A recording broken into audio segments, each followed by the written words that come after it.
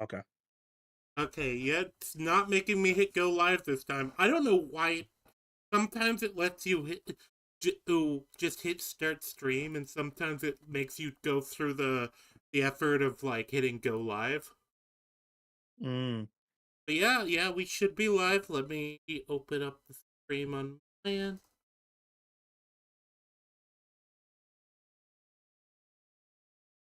yep, Yep, you are I hear live. myself. I hear myself. Perfect. All right. Yes. Hello, everybody. We'll give people a couple minutes to get in. Uh, that's kind of a thing with streaming. You never want to like start right right away with streaming, and I hate. I don't know about you. I hate those. I hate it when streamers use the like starting soon screen. I hate that, especially when within the VOD. You know. Yeah, yeah, it's annoying me, especially if I'm watching it on like a rewatch. Yep. Then I gotta fast forward through that. Yeah. Well, I watch most of my streams at work, so I usually just don't bother watching them live unless maybe I'll send like a super chat or something on my personal. But like, I won't like. Yeah. Yes, I am cheating on you, Lulu. But it's fine because you enjoy it. Oh, Lulu's cool peoples. I know I have a podcast with her. Nice. Lulu's cool peoples. One of the people Yeah, that follow me on Letterbox and comments on my videos. Cool peoples. I've never done like the letterbox thing. I feel like if I started doing it, I'd just forget about it. You know. That's my favorite social media platform. I'm on Letterbox all the time. Oh, Discord is mine. That's the only thing I use. Nice. It's funny. I tried to start an official like Twitter account, and then it got Yeah. flagged as ban evasion. And I'm like, I've never been What? banned from Twitter. That's crazy. Yeah, so I was just like, I guess I give up then. Yeah. He's like, okay. Like, I know where I'm not wanted because I'm a weeb, isn't it? There's like no more weebs on here. We have enough. We've met the quota. We met the quota.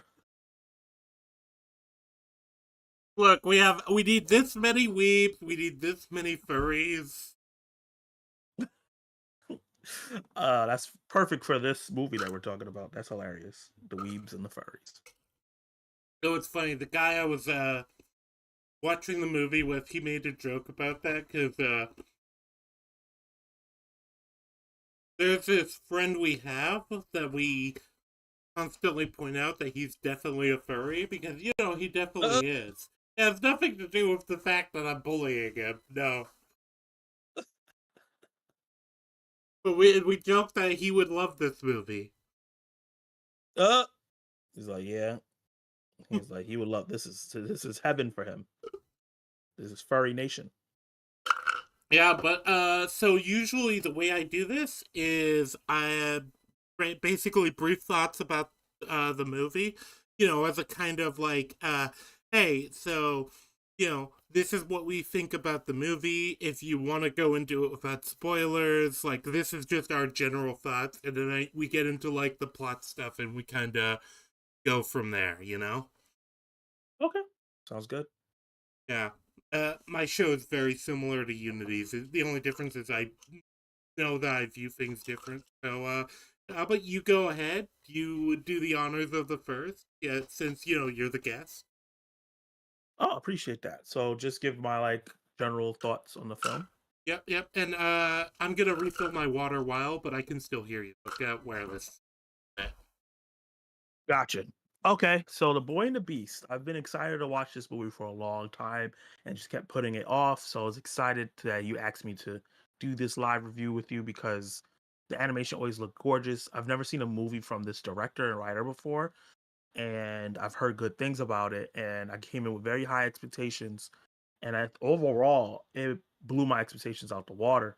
I thought it was going to be like a solid film, and it ended up being something that I thought was really great and kind of subverted some of my expectations that I had for it.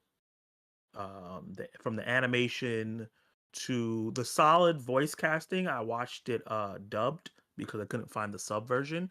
And usually English voice casting on animes bother the hell out of me, but the voice actors here did a really really solid job across the board Oh, capturing the characters and not feeling icky.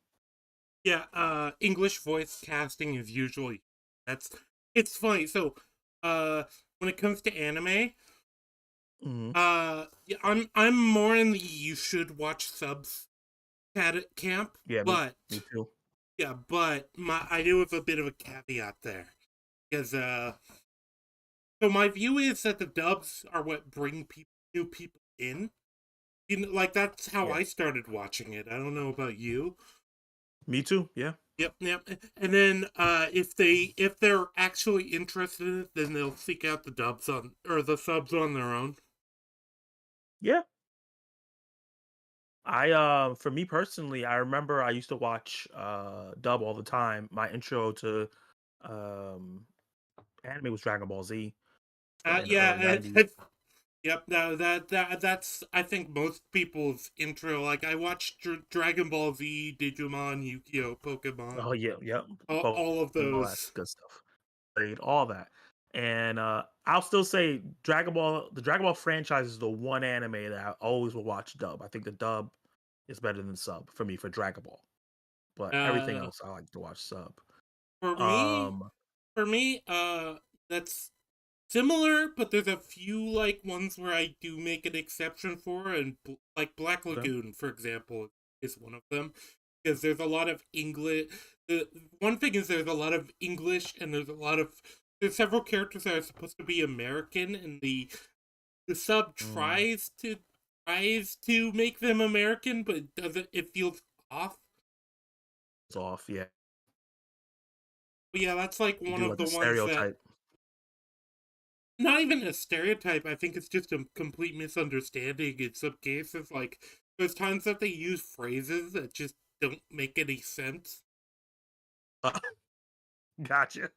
And also, there's times where a character that's supposed to be an American by birth is speaking in English, and oh, it's a Japanese person trying to talk in English. Yeah. You know, like a Japanese voice actor trying to talk in English, and it's like very clear accent, very clear. It's like very slow. It's like it's very clear the person doesn't actually speak English. Yeah. Yeah. When someone that's learning English, you can tell. Oh, uh, you cut out a bit. Oh, Hello? back. Yeah, it might be network issues. Got yeah, I was just saying that you can tell like comes to let's say for Europe and they're just English, you can tell you can see them thinking about what they want to say, and that's probably how it sounds. Yeah, yeah. It's one of those things that's just kind of the unfortunate thing about doing any like adaptation of like another culture. You're never gonna get it completely right, you know. Yeah, Now it's always interesting still, and I don't dissuade like things from doing it. yeah, of course.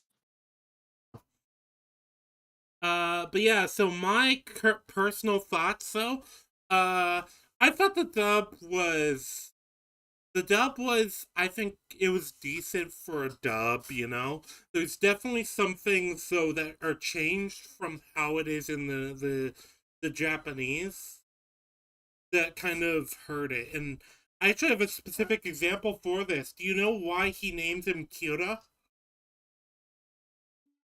Oh, yeah, like Uh, oh, I don't think they. Like, you're roboting.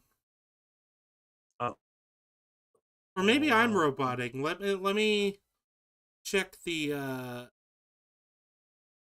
let me check. no. Yeah, yeah, you're roboting on my end.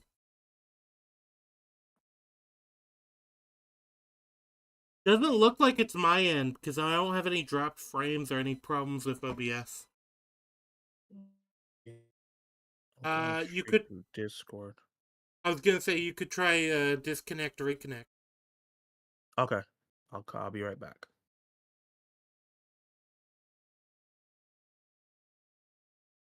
Oh, Hello. hey. Luckily, that didn't appear on screen. I don't know if you show your I was face or like not. face reveal. No, no. This is only picking up the audio, and then I don't think that showed on screen at least. Gotcha. So I sound good now? Yeah, yeah. You sound good to me. Okay. Well, that keeps throwing me off when I have the stream playing while I'm looking at OBS on the other screen. Yeah. Gotta multitask. Yeah, well, yeah, because that's why I have two monitors. Gotcha. Also, looking at Jam Jam Bastion in the chat. He's the guy I watched this movie with. So, uh, Oh, nice. broke Lulu's fee. Now he's gonna be upset. No, it's fine. Lulu doesn't have feelings. Uh, he's soulless. Well, he is a zombie. Oh, Have you interesting. seen it? No. Have you seen his branding? Have you seen his avatar? Oh, yeah, that's true. Yes, I have seen his avatar. The world has too many AnyTubers. This is true. A lot of AnyTubers are just terrible. So there are a lot of anti-tubers.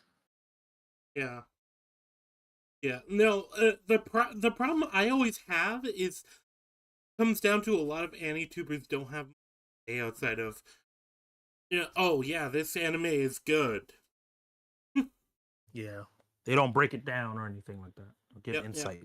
Which we're planning to do. But yeah, I thought there was a lot that I think was missing from the dub that the Japanese language does sort of help with, but I don't blame the dub. Even the English name, you're sort of losing something.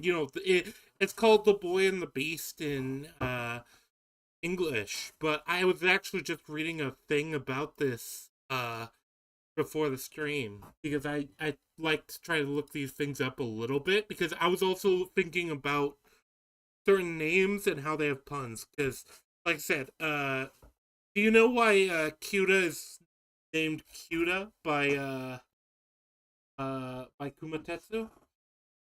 No. Why do they need I was wondering that the whole movie. Okay, so you know how he asks about his age?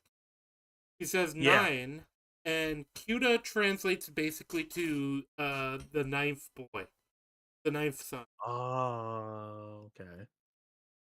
Yeah, yeah. So there's a lot of like Japanese language puns in it. Like Kumatetsu, his name is kind of uh his name basically translates to bear iron, or probably iron bear is a better sounding translation. Mm, Because Kuma is bear and Tetsu is iron, if I remember got you. correctly. That would have been cool to know. Yeah. Like, well, I was looking this stuff up before Yeah. the game because I was yes. Because the Kyoto thing is, at least the version of the subtitles I watched, I don't know if it's a fan translation, official translation, because it had translator notes. That was the Mm, first one I watched, and then I watched the dub after, and I realized how much is like missing from it. yeah. Like the walrus guy too. There's a pun with his dialogue that they just didn't carry over because it really only works in Japanese. Because it's based off like it's one of those like Japanese language puns. Yeah. So as a non-Japanese person, you're not even gonna get it. Yeah, yeah. So basically, from what I remember of it, because like I said, the thing had translator notes, so which I always appreciate. I wish that was a normal thing in anime with subs is translator notes. Yeah, But me too. ba- basically, it was like uh he used a word. He was like, a strength is, and then like paused, and then he said something, and it was like basically he said something that would sound like an explanation, that would sound like an explanation, but it could also translate to like an opening. So Okay. like it's an opening for him to go and eat this guy. Oh wow. Yeah, because I'm sure you remember that scene. But yeah, I really liked the movie, and then we get to the third act, and while I don't hate the third act, I think there's problems with it, and I think a lot of it's just that it's not as set up as they wanted it to be. Yeah, that was third act is probably the weakest part of the movie for me. Exactly. Yeah, yeah. I figured because I think the thing that carries the movie is Kumatetsu and Ren's relationship. 1000%. Yep. Uh, because fundamentally this movie is a wolf and cub story. Yeah, and And expanded on. yep, and speaking of that, it's probably a good time to start getting into the plot of it. Uh, Yeah. yep. So we open the movie on a young boy. We later learn to be Ren, or Kyota as he's known in the Beast world. Yeah. Well, we start on the narration, but and once they get through the narration about the tale, which I think only really gives us like some background info on the Beast world. Yeah, like in a mythological way, Yep. because the way they describe Kamaretsu in the tale, it's very different from how he actually is. Well, it's not too different from how he actually is. It's very much kind of the perception of how he is, you know? Yeah. Yeah. Yeah, because the way first they explain Juten guy. That was it. I have to. I always have like the thing playing in the background just so I can like quote it. Yeah. Makes And in sense. case there's any neat visuals I want to grab with like you know, screen crap or screen grab and put on the screen. Yeah, makes sense. But yeah, Junke guy, uh, it's the name of the place. We learned that it has 100,000 beasts, which are Bakemono, which those would be that's a specific type of Japanese yokai, basically shapeshifter. Okay. And this is another thing. The title is actually different in Japanese. Uh, Oh, so what's the title in Japanese? the title is Bakemono no, which from what I've read, because I looked this up, it translates basically to like it's basically the beast's child or the shapeshifter's child. Mm. Yeah, which Which I adds think more is context to the story. yeah, I actually think it's probably a better title. Yeah. I Or understand why they limited to Boy and the Beast for Americans. I just think it sells more yeah. to the Americans, like if they're gonna watch it, and it sounds kind of like Beauty and the Beast a little bit. Yeah, I think that's what they were trying to tap into there. Yeah.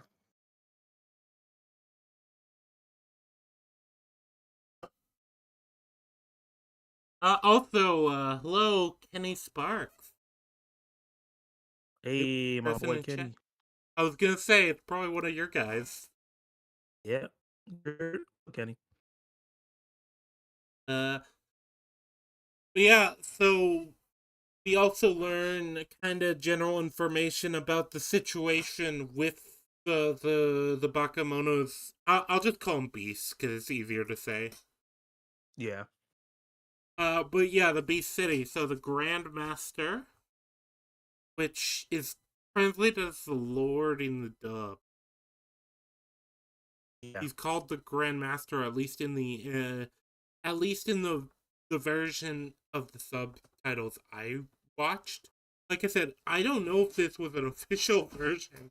I was kind of iffy on that, but yeah, the Lord, he is basically he's looking to retire, and he's just trying to decide what type of god he wants to reincarnate as. Because I guess that's the thing he can do. Yeah, and it was so funny how like he took so long to decide. Well, I mean, to be fair, it's like I guess it makes sense you'd probably want to take as long, but I also feel like a part of it was he was waiting to about Kumatetsu. That's my interpretation. I think he was also kind of buying time. It looked like for He wanted to see if Kumatetsu could basically reform. Also, yes, hey, hello, Kenny. We're doing good. We're just reviewing a movie. But yeah, uh, I think he was waiting to see if there's a degree I feel like he knew that Kumatetsu had more potential and even potential yeah. to be a master. It's just he needed the right kind of push. Yep. But he That's also exactly was why you let him keep the human. yep. Uh but yeah, you get the basic background that he is looking to retire and become a god. Yeah. And also, I guess it makes sense you also want to take time to decide what type of god you reincarnate as. Yeah, that's Like true. You're like gonna be stuck with it. They didn't say you can change after you choose. yeah, it's kind of like deciding your YouTube niche. Yeah. Yeah, do you want to be a makeup channel, a drama channel, an anime channel, a film channel? Yeah. It could take forever. Yeah. Oh, it's funny because I was kind of because I was originally considering just doing like general like TV stuff, but then I was like, I want an excuse to watch more. It's always good to niche down even more. It helps. I might branch out eventually. It's just I want to like establish my niche before I do that. Yeah. Yeah. Makes sense. Yeah. Uh, but yeah. You also get basically that. So somebody has to take over as the and there's Yep. two main contestants. Eozen, I believe was his name for Yozen. the Yep. for yep He was. for the boar guy, and who is Yep. he is kind of like the pristine sort of like candidate. He's this like respectable person. He has a disciple. He's strong. He has two sons that he's raising, and Yeah, then he's you cool have headed. yep, and then you have Kumatetsu. Who's the exact opposite. Yeah, Kumatetsu's like he is very strong, but he has no like none of the like connections. He's essentially min maxed for combat, if you know what I mean. Yeah. He's not disciplined enough like Yozen is. Yeah, And he's not. there was something in the English dub that said that he was young because Yozen in the English dub said that he was a kid himself. So there was like an age I, difference between the two of them. I don't know. I think they were talking more about maturity rather than actual. Okay. Because like Kumatetsu is very childish in as far as like how he acts. He's selfish, Yeah. he's childish. He is uncouth. Hot headed. He's hot-headed. He's kind of that like very standard kind of underdog character too. If you actually Yeah. once you actually get into his character, but that's more for later, I think, when when we get Ren learning about that. But yeah, yeah. Yeah. Basically, everyone thinks that Eozan is going to be the Lord's successor Yep. because he's like the one that's like the more obvious choice. Yeah. He's usually the guy that starts out as the Lord in these kind of movies and shows. Yeah, he is in fact that guy. Yeah, he is him. Yep. But yeah, Kumatetsu is the other guy, and one of the things I think is particularly interesting with it is that with the kids generally, because this comes up in the third act, and this is one of the few things I like about the third act, is Yeah. you know, the human kids, because I think we can just say it, uh, are they are kind of reflections of their adoptive parents.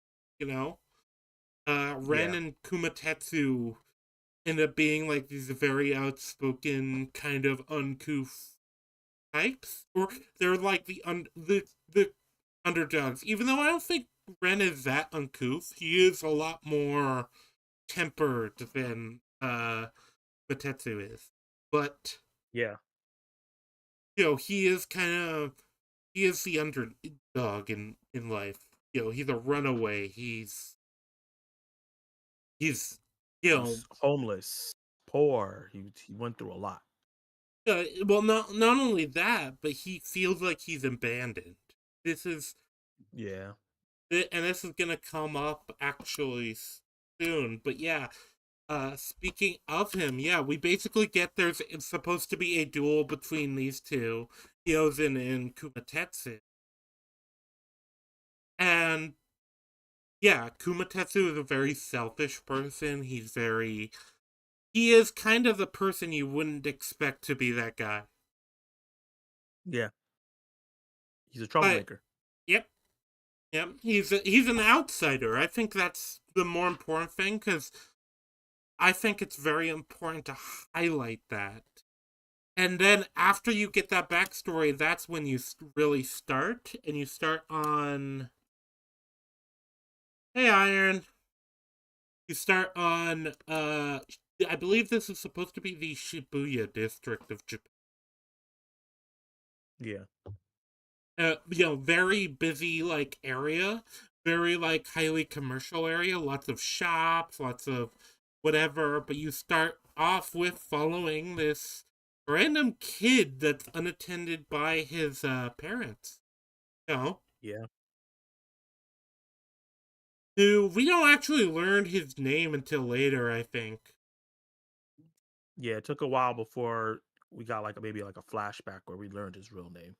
Yep, yep. But he's known as Cuda for most of it. I'm gonna call him Ren because that's his real name, and that's easier to say. Yeah. A But lot yeah, easier.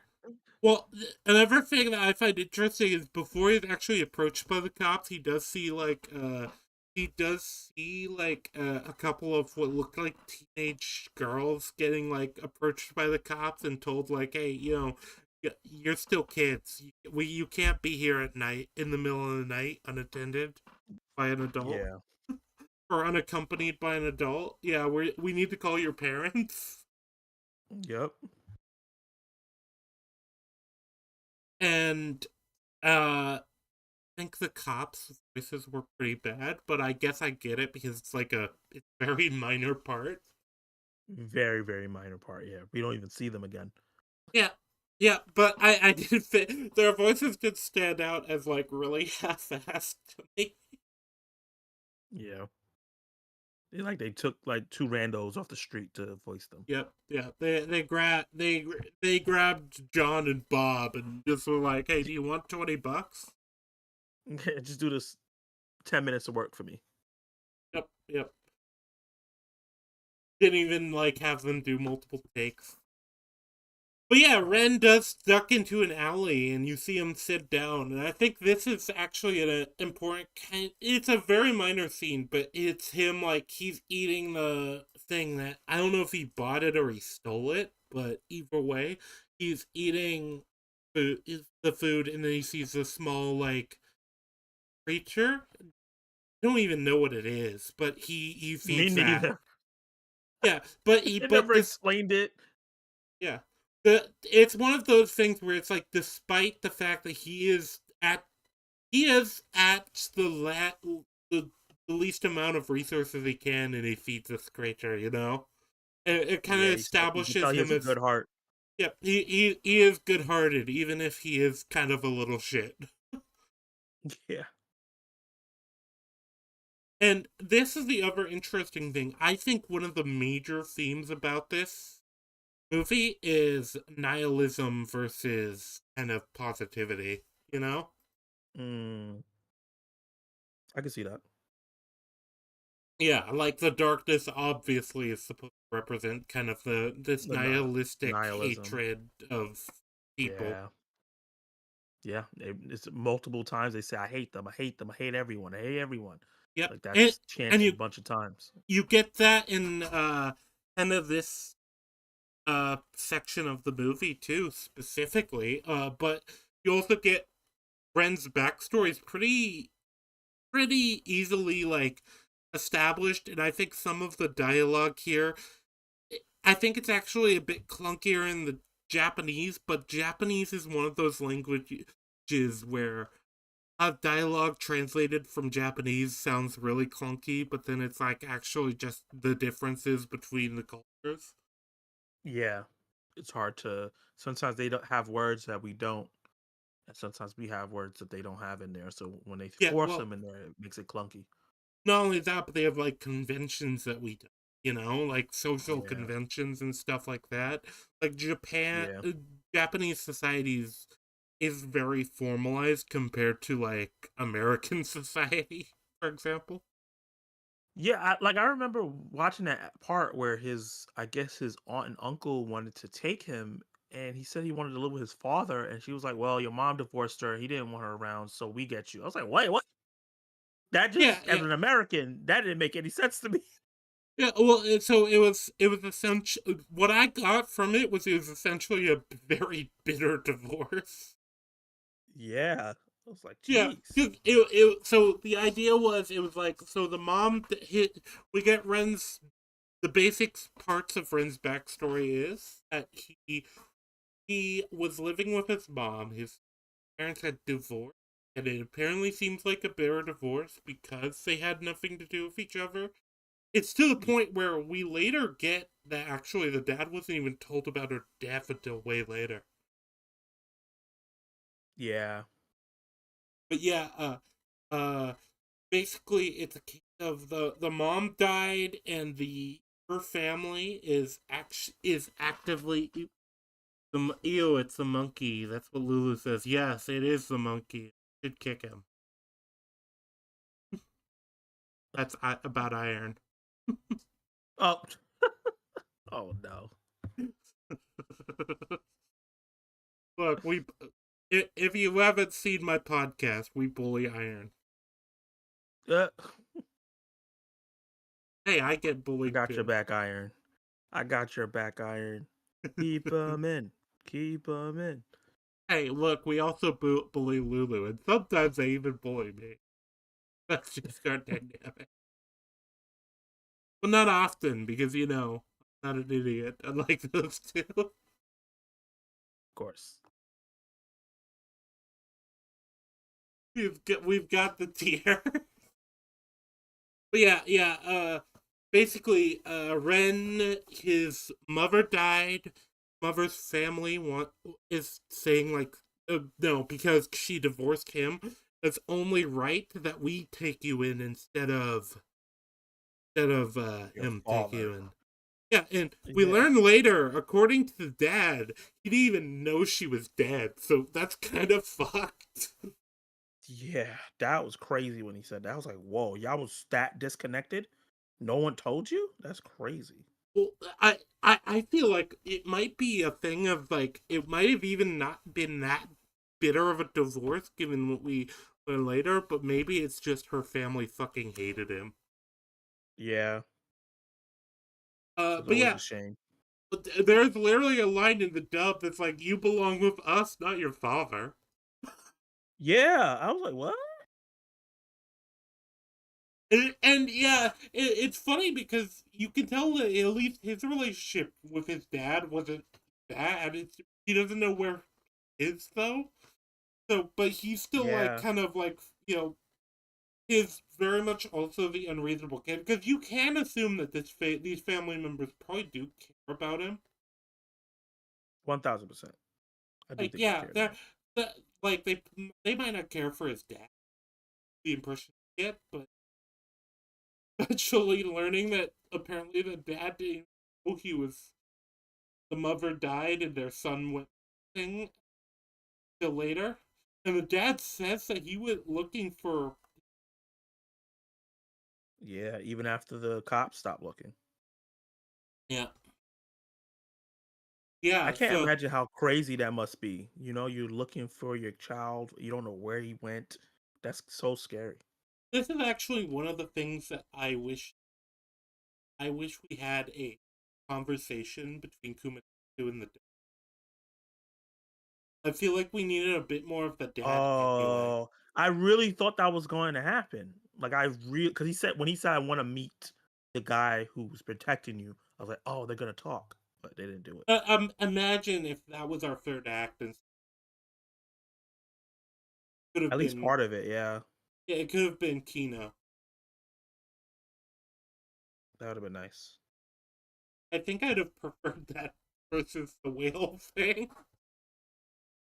Yeah, that was weird Yeah, and unexplained. but yeah, basically, yeah. So he ran away because he didn't want to live with these random relatives. We don't even know how well he knows these relatives, you know. Yeah, But he's just like, I hate everyone, you know. And I think he blames his father too for not just showing up and taking him. He doesn't, he's a kid. He doesn't understand how any of.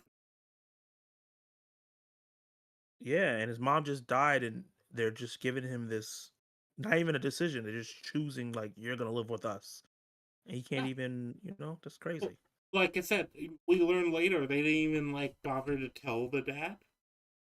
Yeah, It, it, it, it it's one of those things that I heard that and I was like, oh, if that's true, that is fucked, and I can believe that's the case because that like divorce is one of those things that really it's always bitter or usually bitter,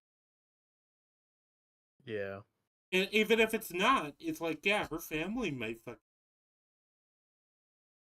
yep. Even if she doesn't. But yeah, uh, but yeah, either way, yeah, Ren is like, yeah, I hate you all, and see that again in the when in another flash to Shibuya, and I feel like this is also when when he brings the attention to him that gets the cops to approach him. Yeah, I kind of like that the cop. It's not just that the cop like randomly like appear. It's like no, he did draw attention to. yeah. When he starts screaming like a crazy person in front of everybody. But also, like everyone's been a kid. Everyone's done this. Yeah, When of you're course. just pissed off and you just yeah. Yeah, but And it all depends on like the culture too, because I think part of Asian culture is trying to not disturb. yeah, yeah, no, that And is a massive thing. They don't want. They never want to like bother. yeah, Which is probably also another one of those things that is kind of reflected in how Kumatetsu is because he is definitely a bother to other people. yeah, the whole time. But yeah, yeah, then he's hanging out at this bike rack, and Yeah, that's when he first stumbled on Kumatetsu and the monkey guy. I forget. Do we ever get the monkey guy's name? I'm sure we do, but I don't feel like it was said enough for me to like Kade, Kaede. I feel like that's his name. Kade. Kade is either Kade or Kade. Because it's Monk, Momokai, and then it's Kade. I'm pretty sure Kade is the monkey. I'll look that up just to be safe.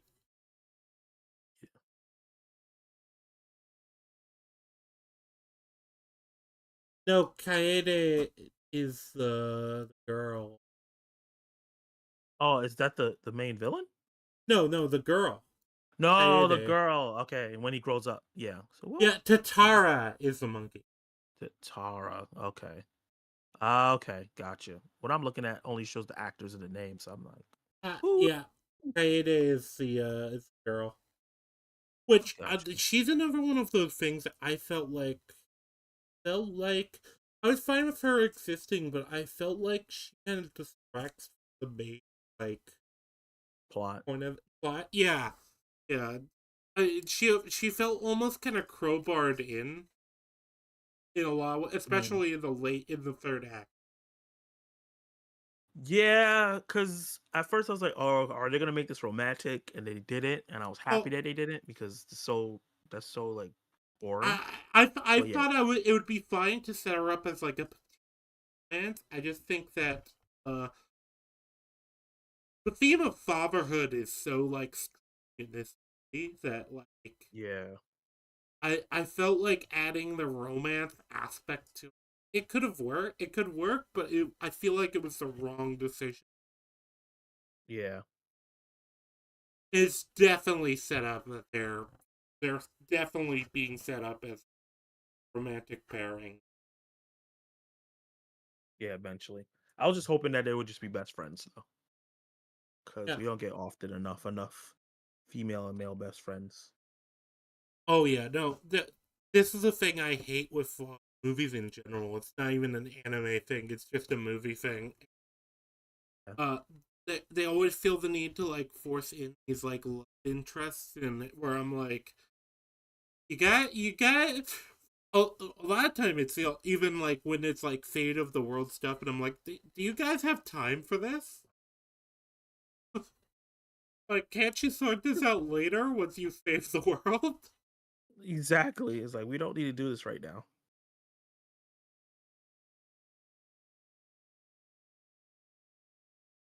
But yeah, yeah, it's Tatara and Kumatetsu that are walking around, and Tara basically makes a joke about him adopting a human. Yeah, That's kind of the funny thing about it. It's it's meant to be a joke, but Kumatetsu takes it seriously. super seriously. He's like, you know what? Maybe I should do that. Hey, like, oh, that's an idea. And Tatara's like, oh, obviously, I'm just kidding. But then it's like they stumble on the, random ragamuffin that's sitting at the bike stand. Ragamuffin's a perfect name. Yeah. And this is the other interesting thing is, yeah, he immediately does see that, yeah, this is not a normal human being. I actually like that it's not even like Umatetsu's like particularly disguised. You see his legs are like third, and it's kind of weird. Yeah, But obviously, I feel like anyone's going to just dismiss that if they saw it in real life. yeah, Your especially in a brain. busy city like that where everybody's just passing by, you could definitely miss it. Well, especially because also while we get that frame, Ren's eyes are down. He's looking at the ground, just pouting. Yeah. And then Kumatetsu's like, "Oh, honey, I want to see your face." And that's when he sees that this is like a beast man. I was wondering the whole movie, I was like, do they know that each one exists? And then they answered the question. No, they don't. It's very clear they don't. They actually established this in the movie.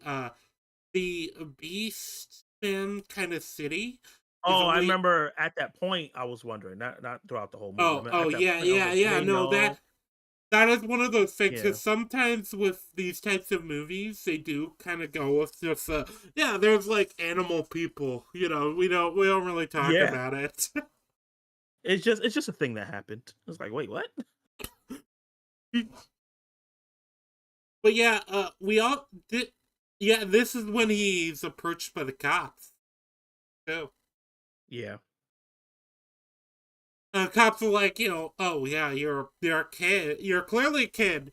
You shouldn't be out without an adult this time of night. Where are your parents, child? yeah. Well, I it's kind of just like that crazy. the adults in this movie aren't necessarily treated as stupid. It's a very busy street in Tokyo, you Yeah, know? Like it'd be very easy, especially for a kid who obviously is gonna like stand out in a crowd, to like get away yeah, from them. But also we learn that essentially the way that the beasts sort of get there, it's basically based off a specific route, so they have to take a specific sequence of turns to actually be able to enter the beast realm. The city with for the Bakamon. yeah. Kind of a maze puzzle kind of thing to get there.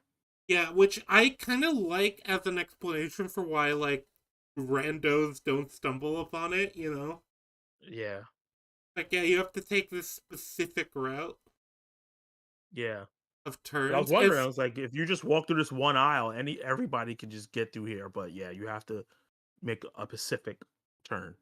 Well, and you also see a lot of animals as he's going through this alleyway, Yeah. which, which, having seen it now, is like, are these some of the beast people? Some of the Bakemono? Oh, it's like shape shifting Yeah, between yeah, worlds. that might be it because, well, but no, we see this one horse going through, and he pushes our main character through the entrance, and then he gets through the alleyway, he just stands up on two legs. So I think it is Yeah, literally I just noticed shape that. shifting. Yep. Yeah, so like when they're in regular world, they're like regular animals, but Yeah. then The either when they switch back, either that, or they do what Kumatetsu seems to do, which is just like wearing like a cloak and like a hood. yeah, But yeah, and I feel like this scene was very specifically the scene, and once he's like in the actual beast city, it felt very reminiscent of, have you ever seen Spirited Away? yeah.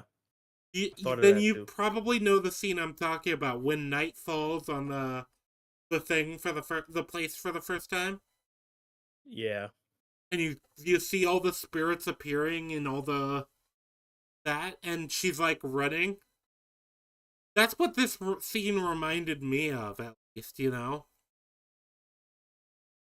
Especially because I think the animation, they really did go all out with the animation. Like, the market is very clearly trying to evoke that same vibe yeah, you get in Spirited Away. yeah. I agree. And then he's picked up by like these three like wolf spirits or wolf beasts, it seems. We're like talking about eating him, and then the pig guy, the monk, shows up. Yeah, he was like, let him go and leave him alone. Yeah, what the fuck are you guys doing? That's the vibe I got. It's like, just what the fuck are you guys doing? You're making us all look bad. Yep, like we're just some savages. Yeah, that was kind of the vibe I got. It's like, it's also like, yeah, you're bullying a small child. Yeah, And then like the thing I love about the monk is his immediate response is, okay, well, you clearly somehow stumbled here by accident, so we're gonna go in and get you back to the human world as soon as possible. I don't know how you got here, but you need to leave. Word. basically. I love how they didn't like freak out. It felt kind of like, oh, this happened again. Let's send them back, please. Yeah, this feels like I can believe it's something that's not going to happen all the time, but it will happen sometimes. Just because, obviously, it's the way they get there is just with a specific sequence of turns. Yeah, and someone's gonna explore and do it. Yep.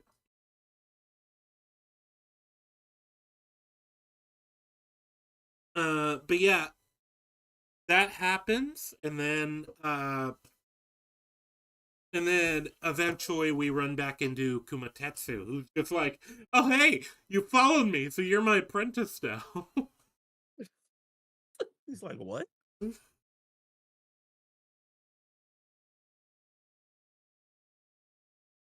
Also, Kumatetsu is clearly drunk in this scene.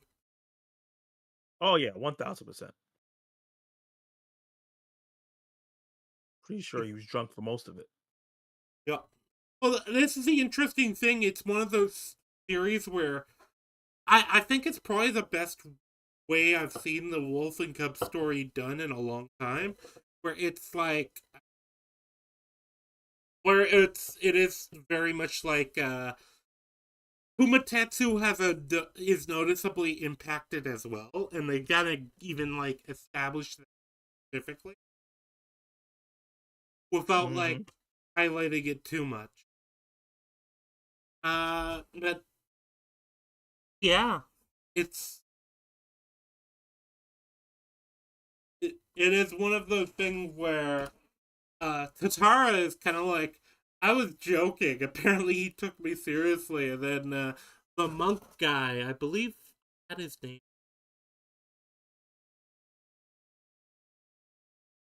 Let's see. When I was looking at the cast, it said Monk Momoaki. Uh, Momoaki. Moaki. Yeah, that's it. Well, it's the only character that says Monk.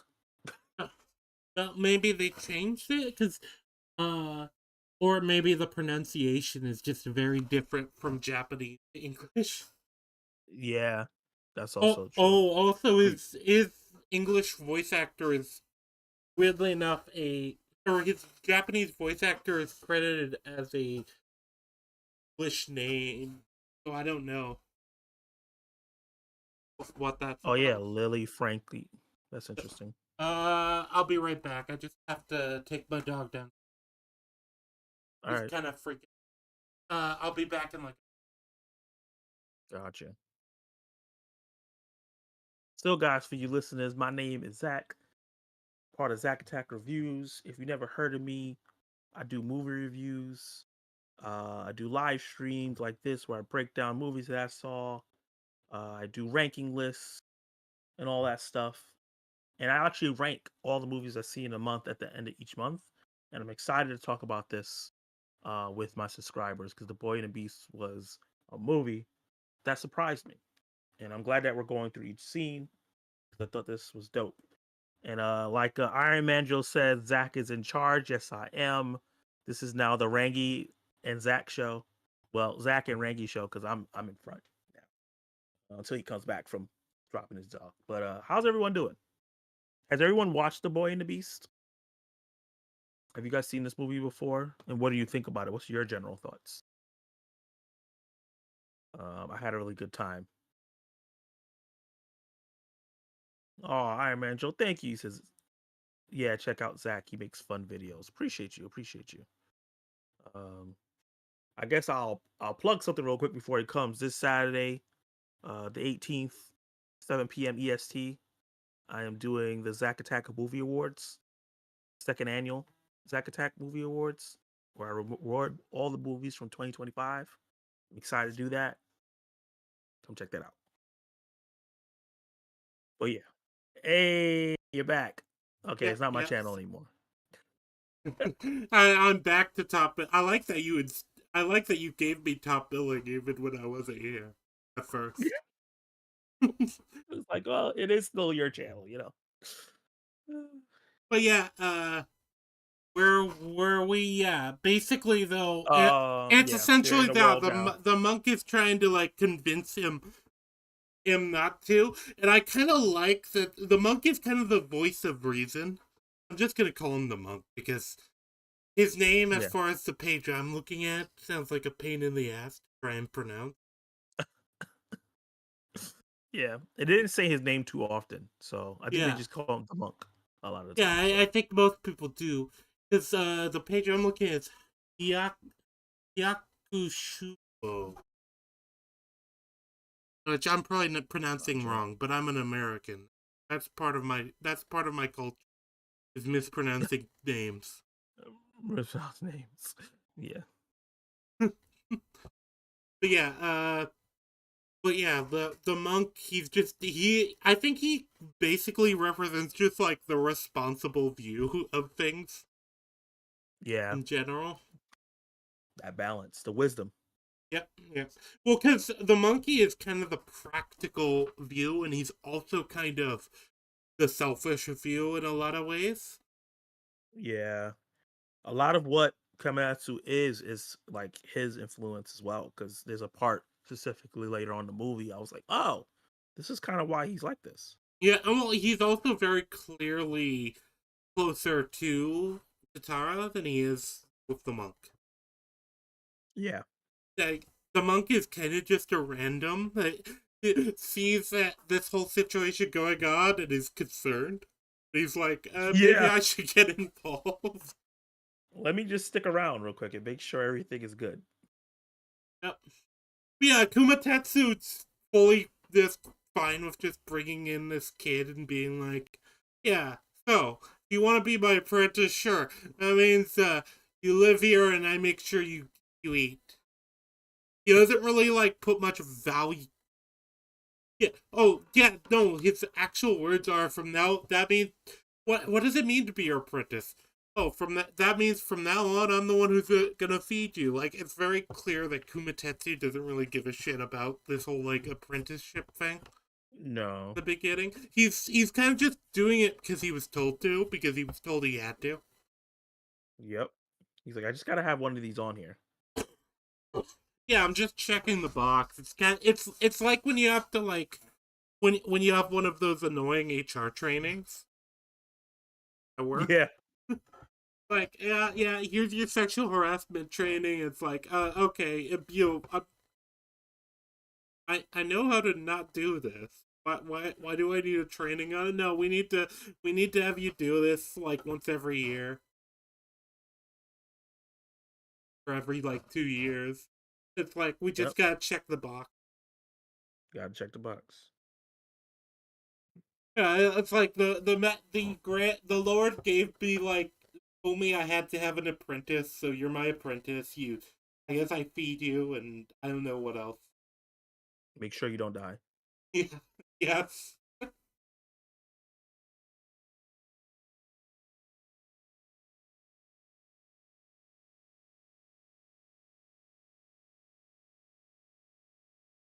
And he's like, at least he's also like, basically just don't be a bitch because I'll kick you out if you if you cry. He's like, do not cry while you're around me at all. And no, I don't care what happened to you. Yeah, it's it is one of those things with him too, though. It's like, is that just because he doesn't want to be like dealing with somebody else's? Kind of have to ask that too. Yeah, because he can barely deal with his own. Yeah, so the Japanese when it was hate whiny people basically like those, which I think, yeah, and he does say like if you cry I'll throw you out. So it's a little difference, but it doesn't really matter. But I do like that the kid is just like I haven't agreed to be your apprentice. Yeah, he's you just throwing this on me. What the heck is this? Yeah, what does this even like actually entail? Where I don't even know what you do. Well, he's also like, it's interesting because the kid is also Ren is also like, are you just doing this because you feel bad for me? Yeah. And this is also when you get the thing I said with the name, where this is one of those differences I don't get why it's different. I feel like you could have done this in the without it Mm. like being too jarring, but this is one of those things I think is just so common. Well, especially older dubs. But the uh, in the Japanese, yeah, Kyoto is the same with how he reacts. Oh, what's your name? Not telling you that. Oh, okay. How old are you? 9. In the Japanese, he said the reason that he names him Kyoto is ninth boy, basically, Yeah. like the ninth son. And it's funny because there's a joke later on when when when they get through the like training sequence when he's older, where it's there's a joke that's like, oh, so now you're, and it's essentially the translation for 17th boy. Just, just call me Kyoto.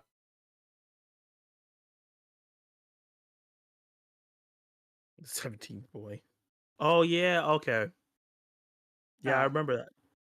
yeah. But I'm that sure. that doesn't it didn't click because I didn't understand that Kyoto means ninth boy.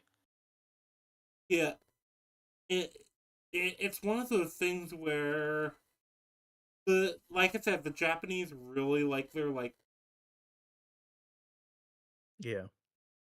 and they're like kind of word,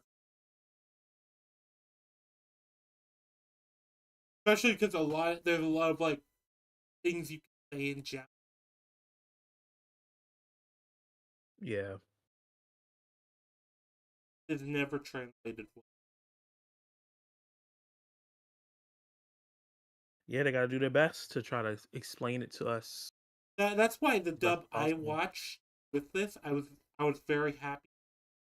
Later notes, never seen that, and Yeah. so why I don't dub. Yeah. But yes, overall though, yeah, it is very much a kind of verbal gag with his name, and I kind of like that Kyoto's just like, who said you get to name me? And it's like, and I think it's very relatable because on the part of Kumatetsu, because it's like, well, you won't tell him your name. You won't tell me your name. I have to call you something. So I'm gonna give you one. Yeah, it's very much a Kumatetsu has a lot of personality, and I really appreciate it. Yeah. Cause yeah, after this, yeah, you do get if I remember, you get a scene with Kyoto crying and remembering his mom, basically. Yeah, she kind of appeared in front of him Yep, yeah. before that happened. Yeah. Yeah, he kind of like see, which I think everyone can kind of relate to if Yeah. you They kind of say you just start seeing them. you imagine the thing they would probably things they would probably like say to you or whatever. Yeah. But yeah, after that, yeah, he cries, and because he cried, rather than going back in the house, he sleeps in the chicken coop. Yeah. I feel like that was part of the whole like don't cry in front of me thing. He was like, let me just go sleep in the chicken coop and cry in here so he doesn't kick me out. Yep, yeah, that's the impression I got. There's no like trust between these two yet. There's no like No. they don't really know each other yet. So No. And also he's in this weird position. He's a human that just found out about this strange animal world that he he never knew actually about. And he's takes it trying to remarkably well. Yeah, there was a lot less freak out than I expected. You Yeah, normally in these type of after the things they first freak out for a long time. After the first scene, he's kind of just like, "Oh, okay, I guess I'm here now." The first scene I of guess him he was like, freaking "Wait, out. he's gonna give me a house and food? Cool." Yeah, I guess, and when you see them acting like people, you just kind of like, "Oh, okay, I guess these are just people, but different." Yeah. But yeah, you yeah, Kumatetsu's just like, "Oh, he ran away." I'm, yeah, like, kind of not surprised. Like, I figured he'd do that. And he finds him in the chicken coop. And you get the breakfast scene where it's like, it's Kumatetsu, uh, breaking and pouring raw eggs onto his, like, rice. Yeah. While our Oh, that boy was so is, gross. it does, I feel like the rice would make up for it a bit, but yeah, it's still gross. Yeah. But yeah, it's the first, like, big argument between, right? Yeah. And yeah, basically, uh, Ren runs away after this because, like, he has no real reason attachment to this guy. He has no real reason to stay, and I think this leads to one of my favorite scenes in the is when he's well, you get him running around for the market first, but that's not the scene I'm talking about. I'm sure you know it. Yeah. Yeah, But he, like, disguises himself by with the shirt kind of rolled up because obviously he's a human. He stands out in this world yeah. otherwise. But So he yeah, starts you run see away. the animal. You see the boar guy's son. One of and what's noticeable is they still look very human-ish. Particularly one of them. Yeah, that took me out of the movie a little bit. I'm not gonna lie. Well, no, we learn why that is later, but yeah, this is one of those Yeah. things where I feel like everybody knows, you know? Yeah. They didn't try to fool the audience at least. Well, okay, so these two kids, as kids, the animal guys, all these do look very human. Yeah. So I can buy it when they're kids. It's when they're like teen that they're like, everybody knows. Because at first I was like, "Is this a hybrid?" And then I was like, "Oh no, this is not a hybrid at all." Huh. Yeah, you can assume he probably have, like, some, I don't know, horns, or he'll have, like, something under that hat, you know? Yeah. Uh, it's funny too, because, like, when I was watching this with the guy I was watching it with, he actually, that was actually one of his complaints because he hadn't seen the movie before. I'd seen the movie before, so he was like, "Oh, I don't like that this kid looks very so human." Just kind of like, bug. Because it's like, it's not an accident. It is literally intentional. Well, yeah, I feel like everybody should. Yeah. Immediately I saw, I was like, "Oh, there's another human here." Okay. Why is this a big deal then?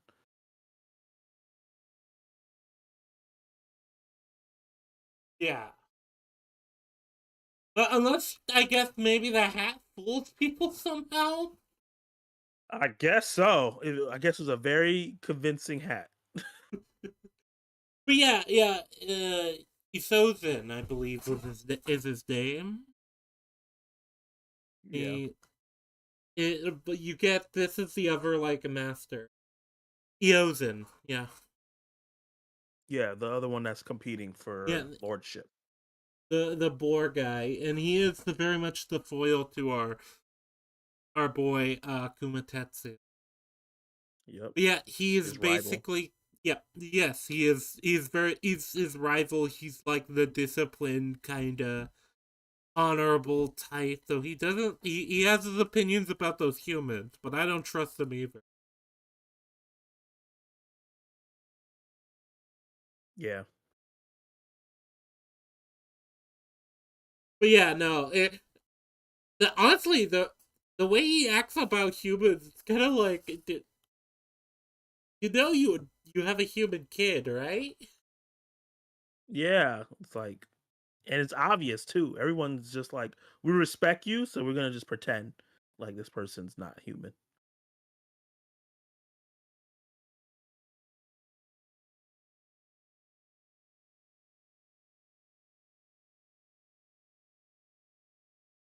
Also, Iron reporting to Lulu that I don't like the starting soon screen. Which apparently Lulu edits them out. I don't watch people's VOD. I don't like watching people's like VODs that I know. It's weird, you know?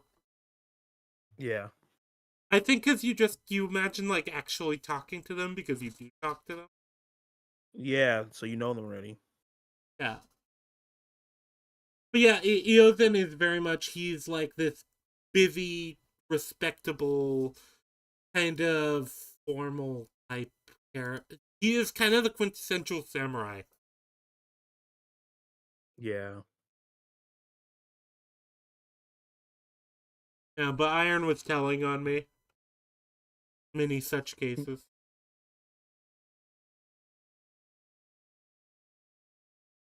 But yeah, Kumatetsu's. But yeah, Eozen sees Kumatetsu looking around, and he also has heard about Kumatetsu having taken an apprentice. yep. What that is. And it is funny. The English, I think the Japanese also kind of has the same sentiment, but I remember the English with where Eozen is just like, "What? He's a child, but you're practically still a child yourself." Self, yeah. He's just like, what? You were gonna mentor a child? You need Yeah, mentoring. yeah. Well, it's almost more like a you, you know when you hear like oh, I probably fucked up that well, I'm trying to guess something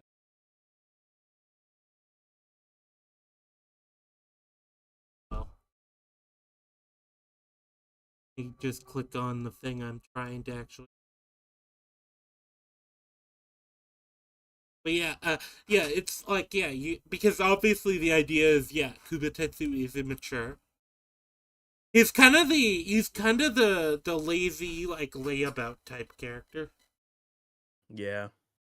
Yeah, he points that out too. And it's funny because Kumatetsu's view is like, yeah, when I choose to do something, yeah, I do it myself. Uh, And I get it he's from. very much pull yourself up by your bootstraps type character. He's like a do it Yeah. yourself, figure it out yourself type Yeah. character, and you learn why later on. But Yep. yeah, basically a fight starts because Eozen doesn't like the this idea that Kumatetsu took in like a human child and is training them. Yeah. And a part of that, I think, is the you're in over your head. You're kind of a you know kind of a moron. You shouldn't be raising a kid. Definitely not. He was not ready to be a father at all. No, but to be fair, how many fathers are ready to be fathers when they have their first? Yeah, but sometimes some people are extra not ready, and he's definitely Yes. one. Yes. This is the equivalent of like the frat boy who got a chick pregnant or something. Yeah, yep. And didn't prepare for those 9 months that she was pregnant at all. Maybe didn't even learn until like 6 months in. Yep. But they also talk about the this idea that this is another one of those things I dislike, and I think that it's mostly just there to set up the thing where it's like talking about how like oh there's darkness in humans, and I'm kind of like well you guys act very human yourself. You saying you guys aren't fallible? Kumatetsu Yeah. seems Like, very fallible. Kumatetsu has a yeah, I agree. yeah. That was one of those things where I wish it was explained a bit more what they mean. Yeah, the lore behind all that was not explained really well. Is it maybe like a Buddhism thing or like a Japanese folklore thing or something like that that we're just Americans? Yeah, I'm sure there's some folklore behind there in the real world that they added to this movie that Yeah, we just don't know about. yeah. I think that that's possible. It's one of the things. It could also just be the whole like human bad narrative that a lot of things do, which I'm always gonna like. Okay, but we're not always bad. Yeah, and other animals are bad too. Oh yeah, no, like there's like a subreddit I used to look at sometimes. It was like Nature is Metal or something like that. Yeah, That shit was wild. yeah. Animals be doing some wild stuff, man. Yep. Yeah, but I hope that's not the vibe. I hope it's like some like Japanese folklore thing. I just don't understand. Yeah, the stuff and the imagery. Like, there's something more there we don't know about. Yeah, but yeah, either way, this does start the two on doing a fight because Yozen is basically just like, you can't take this human as an apprentice, and uh Kumatetsu's just like, yeah, stop me. Yeah, And then yeah, then they and what we fight. find out later, we it adds a little bit more texture to that scene. Now that we find out later, his son is human, Yeah, and yeah. his whole thing was like, "Oh, I can hold the darkness down," but I don't. He probably thought, "Oh, Kamikaze can't do that." Yeah, I feel like it is very much a like obviously I can be human because I'm this responsible, respectful person, and I Mhm. know how to deal with discipline. Yep. It's all about discipline. And one of the things I like when it comes to the dynamic between young Ren and the boar kid, it's almost like the dynamic flips by the end. That's one of the things I kind of like about it, where uh Ren is very much kind of he is a runaway like delinquent, essentially, you know, trained Yeah. by a delinquent master, and the the other human character. You see, I'm terrible with the Ichiro Hiko. Yep, Ichiro Hiko. I'll just call him Ichiro for short. Yeah. Uh, but yeah, he is essentially more of a. He is kind of like the highly respectable son. He's very strong. He's very diligent. He's very respectful to his father. He and my view on it and how he changes is I think his view was, well, I can't be a human because I'm strong. Yeah. And if it be like, because you look at like even how he treated the whole thing uh with Ren when Ren is getting bullied. Yeah, that's something I like. But with this scene, we're specifically talking about the fight scene, which I think is one of the scenes because we get, yeah, the two of them are fighting and you get the crowd's like view on it, and Yeah. essentially everyone except for like Tatara is cheering on Yuzin. Yep. And you get Ren, he's in the crowd and he's doing this, and that kind of pisses him off, you can tell. Yeah, you can see that it like he can relate to it in a way in terms of like Yeah, well, yeah, no one's backing me. he's like, nobody really cares what I want or what I do. No one actually cares about me. Like his view at that, and Yeah, and he he, feels the same way about Kamatsu. yeah, and he sees like, yeah, nobody seems to care about Kumatetsu. Nobody's cheering for him. Everybody's kind of looking forward to his downfall. and Yeah. that's really what gets him to speak up during the fight. Which Kumatetsu, while Kumatetsu is competent, he is definitely losing. Oh yeah. And I think this also there's a lot of personality to how Kumatetsu fights too. Like he's doing all this stretching rather than like the form stuff, and then he's like, you know, flipping around and doing the Doing acrobatics. cartwheels. Yeah. Yeah. I actually really He's a like that. showman. Yep, he's not only a showman, but it's also like he has a lot of like energy. It's just waiting to focus it, you know. Yeah. And even the Uh, monkey was like, this is how he intimidates his opponents. yep, yep. And the thing about it is, yeah, Kumatetsu's obviously strong, but Yozen has strength and technique. You know, Yeah. it's very clear that's the problem because learn this later. This is confirmed as well, but Kumatetsu isn't used to actually like training with because of that.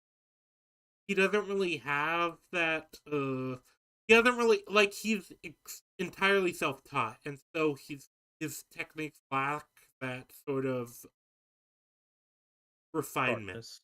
Yeah, Yeah.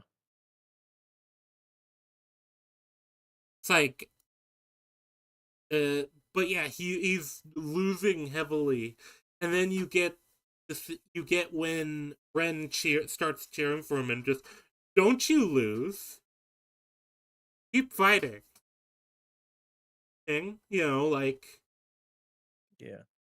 it's Move keep forward. Keep fighting pushing. and yeah, it's basically just because he's seeing that nobody gives a shit about this guy, and he understands that he needs to stop clicking on OBS because I keep moving the screen around.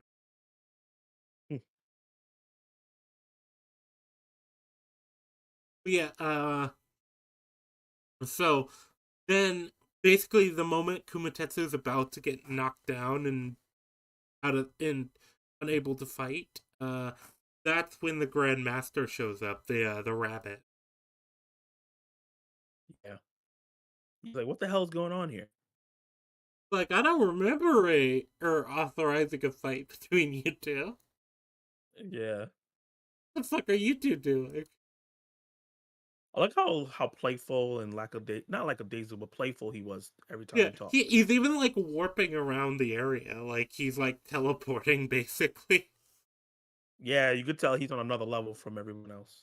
Yeah. Oh yeah, it's like it's literally like he disappears out of like the frame and then he's like Yep. somewhere else. Everyone else is still looking where the frame was previous. He's like, what the hell? Where'd he go? Until they hear his voice and like, oh, he moved. Yeah. It really likes doing that. It's kind of funny. Yeah. The Iron. You should probably check out this movie though. You'd probably like it. Well, yeah, you also learn during this fight about how all of the swords are tied to their scabbards. So basically, no one can unsheath their sword. You know, Yeah. essentially, the idea is they don't want to like actually have like lethal fighting yet, because the Lord Yeah. doesn't want that. Yeah, it's all about skill and knocking the person out, not trying to kill them. Yeah, yeah, which I really like. Uh, Especially because it seems like a weird mix of like modernization and kind of traditional stuff Yeah. when it comes to like the Beast's world as it is. Like they have like proper apartment buildings and stuff, and like modernized fences and appliances and stuff. It seems like, but then they also Yep. have, they all wear like kind of traditionalist clothing. Uh, there's a more like traditional kind of samurai esque aesthetic to how things are for them. Yeah, which I like. I like when they mix like the old and the new together. in that way. Yeah, especially when it makes sense like here, where it's like, yeah, they travel to the normal human world all the time. Obviously, they're gonna like take some stuff that's useful. Yeah. Or like see like a design like, we could do that. Yeah. Do we see any like electronics or anything? I don't think we do. I don't think so. Yeah, because there's no like microwave. There's a stove, but there's no like microwave or anything like that. I don't think they have anything too advanced. Yeah, but that's the thing. Yeah, Kumatetsu is established as like skilled, but obviously, yeah, he's lacking something here. This fight scene, and the Grandmaster shows up, and he's just like, "Oh, yeah. So what the fuck's going on? Oh, yeah. Kumatetsu took on a human as an apprentice. Well, I did tell him he has to take on an apprentice." Yeah. And then he goes, "It's just like, no, but it's a human." And he's like, "Yeah, don't care. I'll take responsibility." I'll watch over this. It's kind of like, it's kind of like, did I ask for your input? You didn't even go to me. It's kind of like, this is probably the first time we actually see an example that Yosen isn't necessarily just he isn't necessarily completely clean himself. Like, he was obviously doing this and getting involved, happy to get involved in this, just without any like approval, without any authority. He's kind of just a busybody in that way. Yeah. They kind of just let him move around because usually he's very honorable.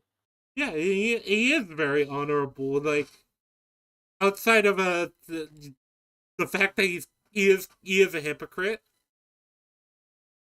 massive Big hypocrite. one.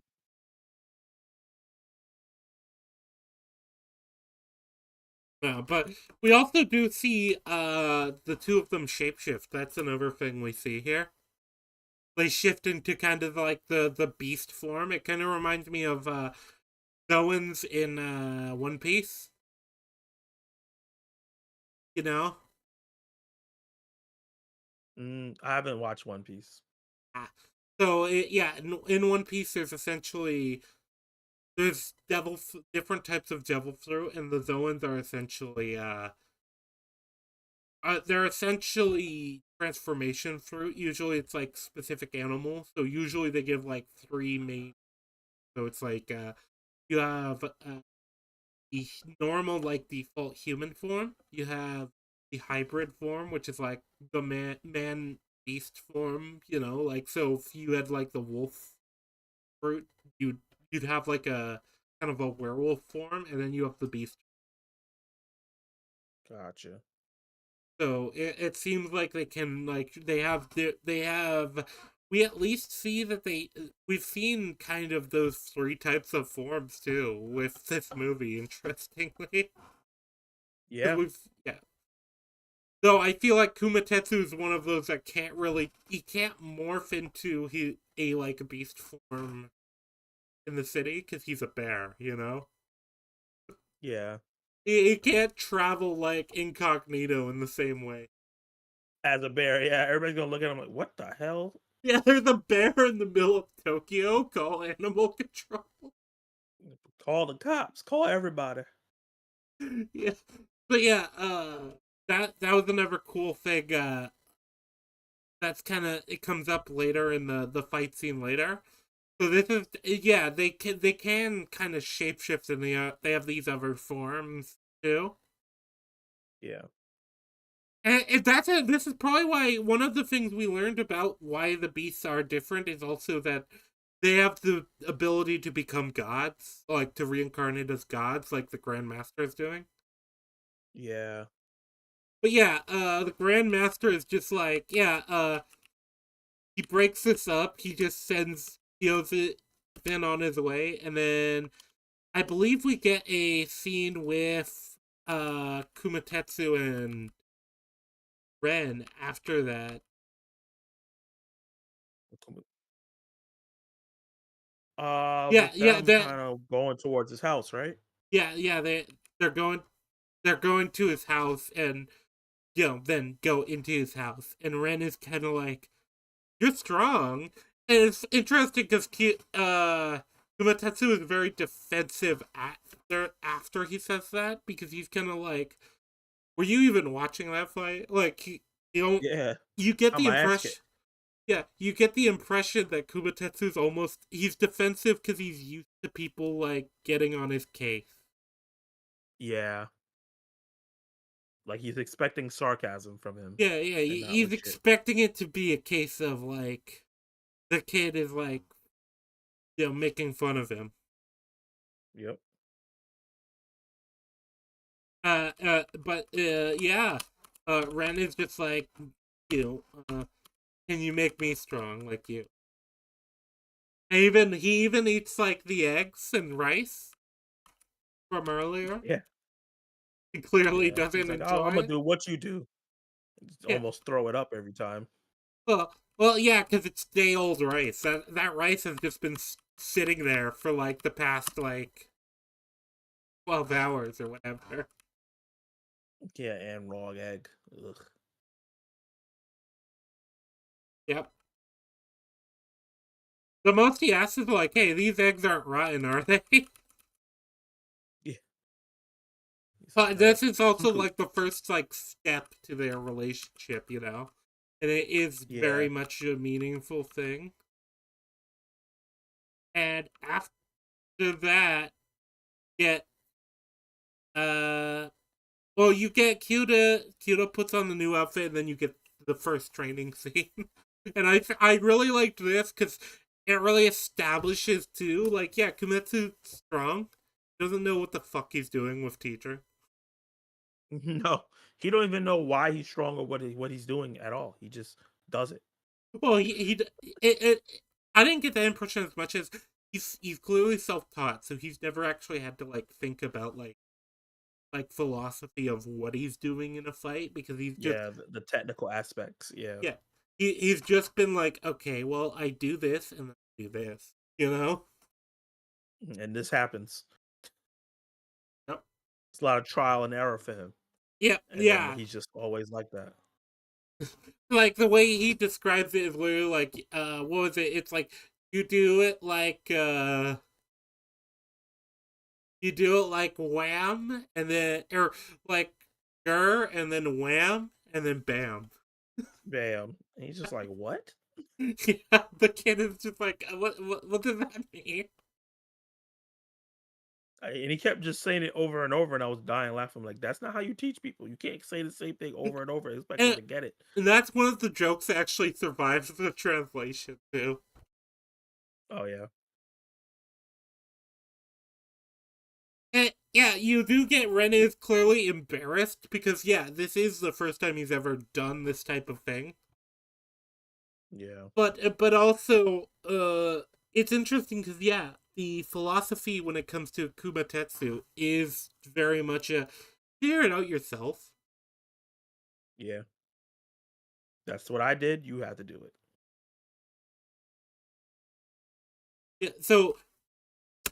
Yeah, so the way it's described in the subtitles I watched was hold it like oomph, then do whoosh and womb. Oh, that's funny. That's so different from It's the different, dub. but it's the same kind of joke, you know. Yeah, yeah, similar jokes. Yeah, and he's just like you really catch on slow because like he's just like, well, this makes sense to me. Yeah, it's like, why are you not getting it? Are you dumb? Yeah, and the two of them fight, and you get the monkey talking to Ren and being like, "You just go back to the human world." Yeah, you're never gonna get to do this. Yeah, like you're never gonna do this well, and also you're just taking this lightly. Do you actually care what you're doing? Yeah, It's interesting because Kumatetsu's. I feel like Kumatetsu's initial idea was just, I'll just take on this person I call my apprentice, and I'll just not bother trading them. yeah. I think that's exactly what he was gonna do. That's why he said, "I just have to make sure you get food." Yeah, He's like, "I'm just gonna feed you, and then I'm gonna move on." But yeah, Tatara even says like in at least in the sub, he says you're just here for free food. Go bother somebody in the human world.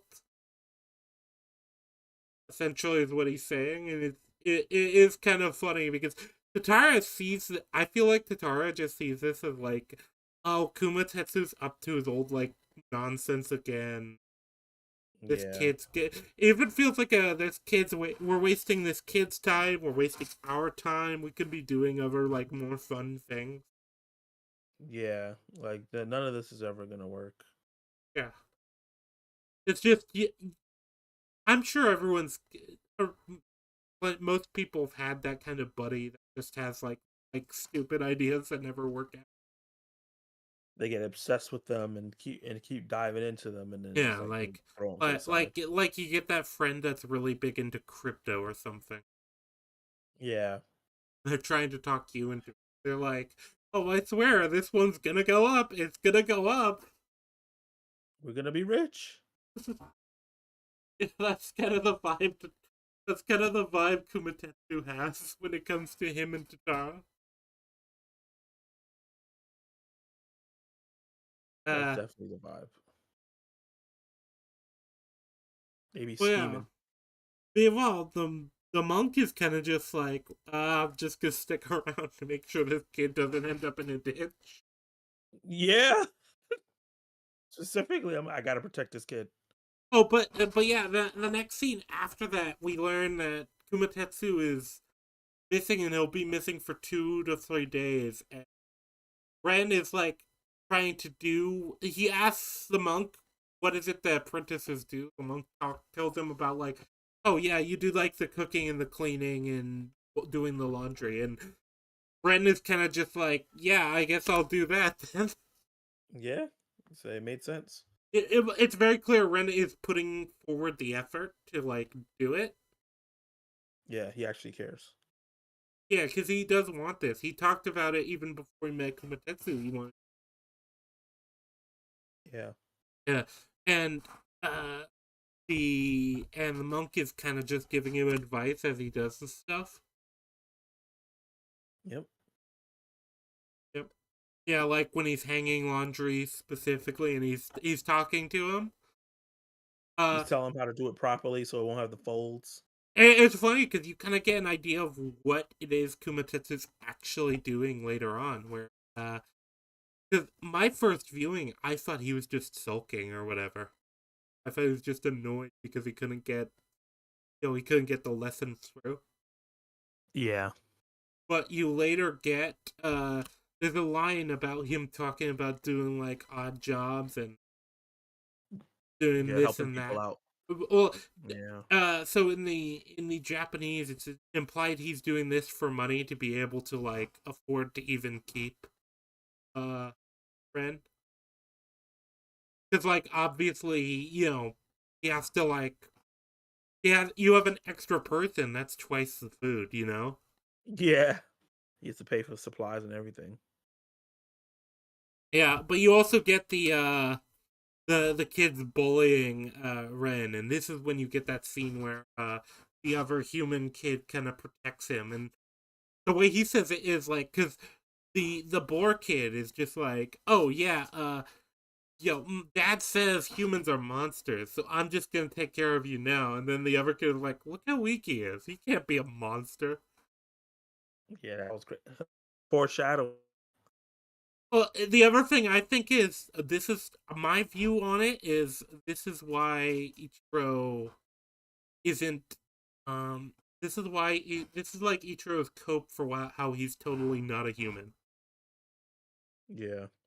because it's like, well, I'm strong and humans aren't, you know I'm not like human. obviously I'm just a bored person. I'm just behind on my development. I just haven't gotten like the I just look a little different, Yeah. I'm gonna be just like my dad. I haven't grown up the tusks yet, but I will. Yeah, it's peak like adopted kid syndrome. Yeah. You Yeah. know, where the adopted kid that doesn't know they're adopted, so they're just looking for similarities with their adoptive parent. Yeah. Well, also, yeah, Ichiro is kind of shown to be a lot more honorable. He talks about. You also get the fact that he can move stuff with his mind here. Yes, the psychic powers, Yeah, which felt a little random, but yeah. it still feels like it's not really properly set up because you never actually see him do it, and it's like he talks about like using it for kindness, but you could have demonstrated it by like helping him pick up all the like groceries. Yeah. Yeah. That would have been good. You're Yeah. right. Also, it's like I show mean, don't tell, you know. yeah. That's like one of my big issues with the movie when we get into like the negative stuff. Yeah, yeah. But yeah, so that scene happens, and it's very clear that Ren is kind of annoyed. But you also, right after that, you get Kumatetsu reacting to the house being cleaned up, and he's almost like freaking out. He's like, "Wait, who cleaned up my house? This isn't my Yeah, I like house." the way it was. And the important thing is, I think this is the scene where you. This is kind of the scene where you get. First off, he notices the bruises, and that immediately deflates him, and he's like, "Who did that to you?" Yep. But then he kind of deflects it, like, "Oh, you were beat up. Oh, well, it's kind of like a you're shameful disciple. How can you get beat up? You're supposed to be representing me." And then that's when I think Ren really hits him with like the hard truth of like, what do you mean you aren't really a master? You sleep until noon and you just lays about. You don't It, do anything. It's basically you're a bum. it ripped into him. Yeah. And the funny thing is when you get ranting at Tatara after, I really like that because I know in the dub it was like Tatara basically says like or yeah, why don't you get rid of the kid? Living on your own is awesome. You don't have responsibilities. You Yeah. don't have anyone relying on you. You don't have anyone dropping hard truths on you. And he's like, "Whoops, I shouldn't That have was said funny. that one." Yeah, I think that was an improvement the dub made. It's just funny, and part of you have to wonder is that just Tatara being passive aggressive, or was that actually him like, wait, shit, I shouldn't have mentioned that one. Yeah.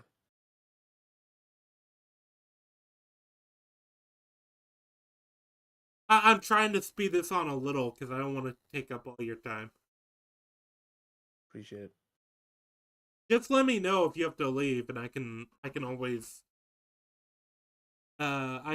run down whatever's left myself, or we can like do a quick kind of like negatives, anything important, you know.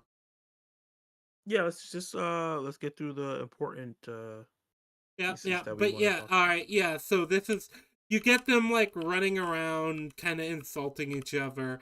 You get the ranting, Yeah. and then yeah, the master shows up and basically says, "Hey, you're going on a training trip to meet all these other masters." Yeah. He's like, well, I guess this is legit now. Yeah, well, the monkey even says like, yeah. So now you kind of are stuck with him because the master told the Lord told you to do that. Yeah, you can't back out now. Yeah, and you get the idea of the training trip is basically finding people with finding these masters and asking them what is strength. All of them have different like answers because they do things differently. You get the illusion guy, you get the telepath who's just like strength is meaningless to me. I'm a telepath. Yeah, the stone person that just sits there and stays quiet. Yeah, they all have their own like answers, and then you also have the walrus, and that's where that one joke I said comes in. Yeah. And the walrus is like basically just uh he's basically just like, yeah, I strike while the iron's hot. I strike at the best opportunity. Makes sense. Yeah, and that then you get a conversation between the monk Ren, which I think that's kind of important. Where Ren is kind of talking about his own insecurities about he's talking about like because a lot of what Kumatetsu has said is like, oh, he's just slow, and this is where you get Yeah. the information about who Kumatetsu is and his. It's like, yeah, the reason Kumatetsu is the way he is he is self-taught. He had to become strong on his own because no master would actually take a student, Yeah. and because of that, that's also his greatest weakness. He has trouble teaching because he's never like been taught. Yeah. So he doesn't know what it looks like. He doesn't like and um with me, I had this kind of problem in school when it came to math because I was always really good at math, but I was really bad at explaining what I was doing. Yeah. And, the important thing with math is you have to show your work. But I would just, I kind of had that problem where I would just like once I knew how to get the answer, my brain would kind of just do it, and I'd have to like work my way back. Yeah. So you knew the answer, but you don't know how to explain how you got it. Exactly, it would just be like, okay, the answer to this question is 4. Wait, how did? Okay, so now I have to actually like break it down and like do the processes, and it was always like super annoying for me because of that. Where like uh I don't know, it's just it's one of those things where I kind of understand. I kind of vibed with this whole like thing with Kumatetsu. Even though with Kumatetsu it's Mm. more just he just he just taught himself all this stuff. And he's almost strong despite not but despite the fact that he had to figure things out for himself. Yeah. But that also does feel like it is an important principle. But yeah, you get it from the monk's point of view explaining it, and then you get the conversation between Tatara and Kumatetsu, which is very much similar. Where Kumatetsu's like, "I don't know how to teach. I don't know how to teach," He said, and "This is all I know." yeah, And he told him Tatara's to just like like, "Okay, well, remember how you were. yeah, yeah," and I kind of like that a lot because it is kind of because they are in similar situations. No one thinks that Ren can become strong in this world.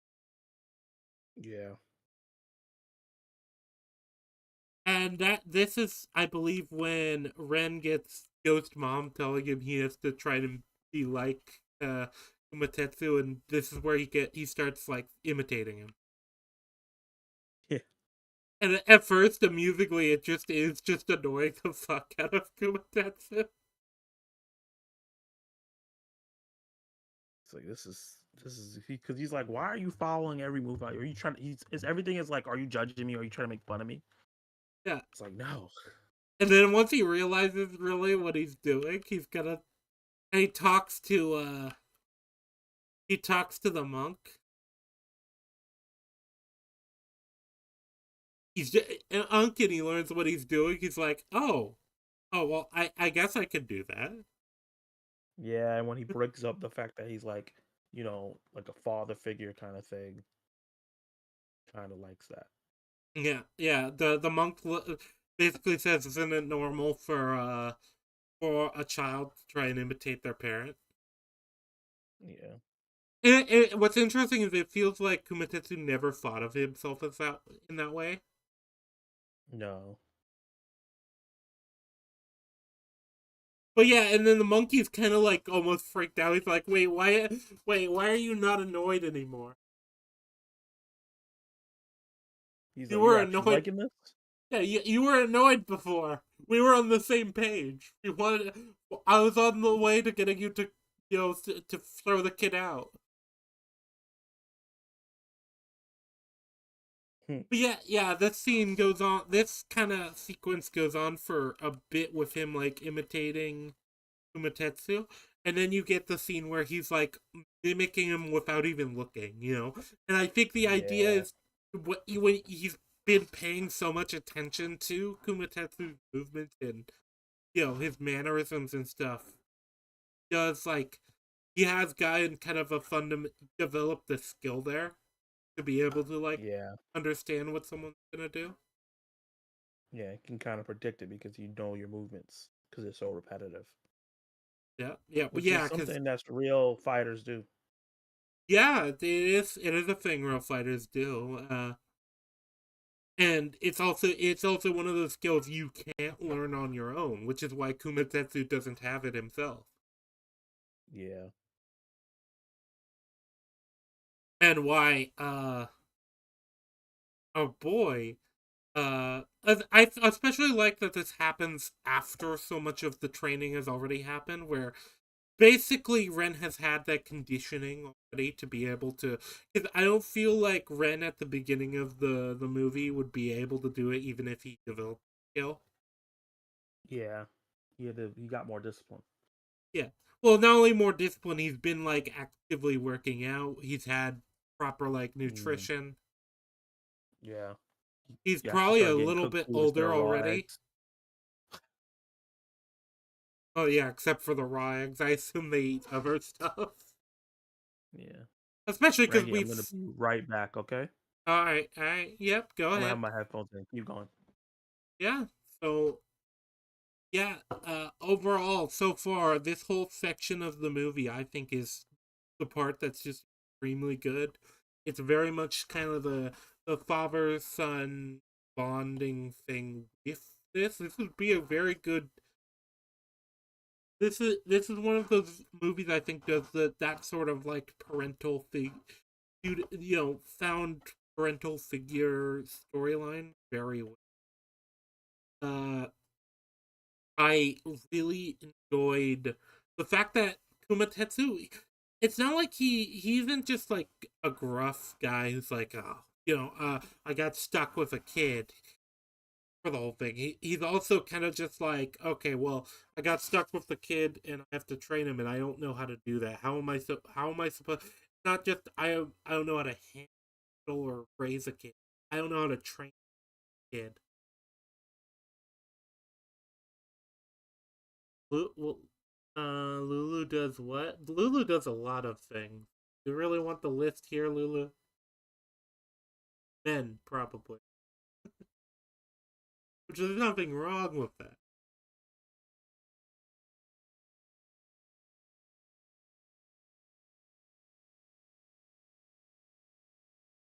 But yeah, anyway, yeah, the whole thing with it is like, yeah, it's this story is it very much does the Kumatetsu's learning as much from Ren as Ren is learning from him.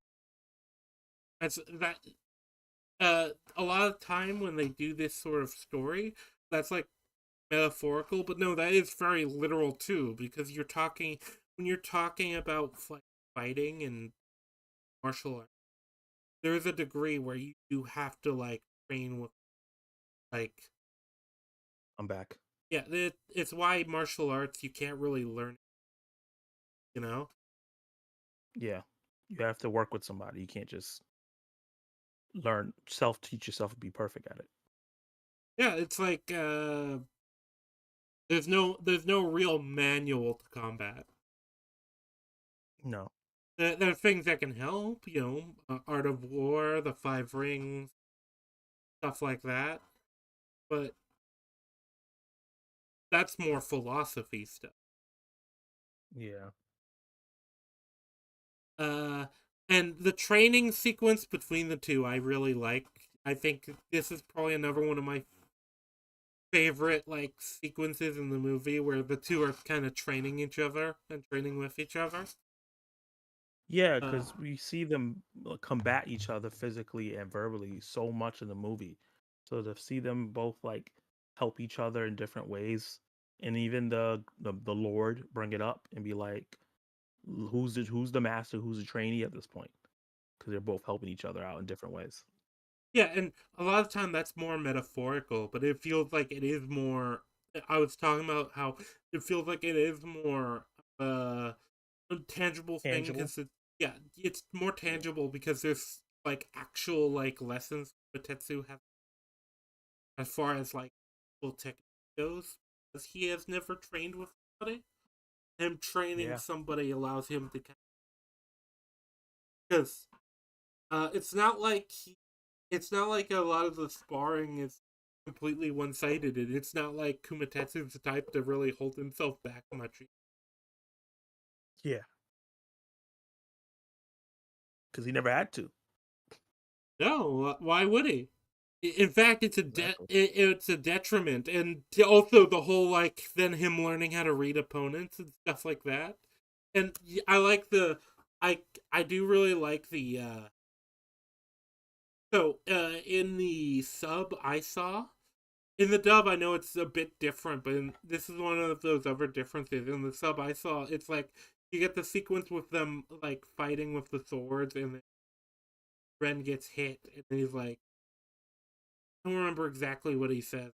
Like, teach me how to do that, something like that. Sub, it Yeah. explain it in more detail. Like it's almost like him being annoyed and like asking that. Like they've gone over this Mm, lesson a few times, what he's yeah. supposed to be doing, and then that turns around in the next scene where Kumatetsu is the one that asks Ren to explain it in more detail. He used the same word. Mm, It's almost kind of like, but it's interesting because it's Kumatetsu being like actually taught for one. So they're kind of teaching each other how to teach us these skills. yeah.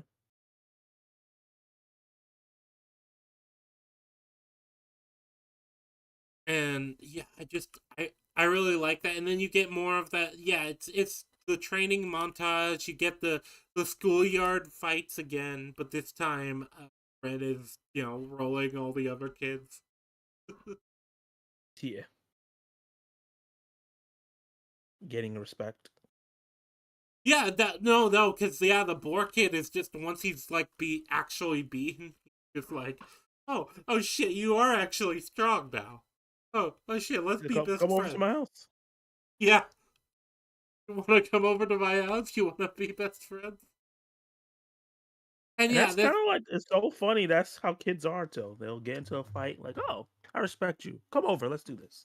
yeah, yeah, and what I like about this sequence too, it's just as much the growing up montage as it is the training montage.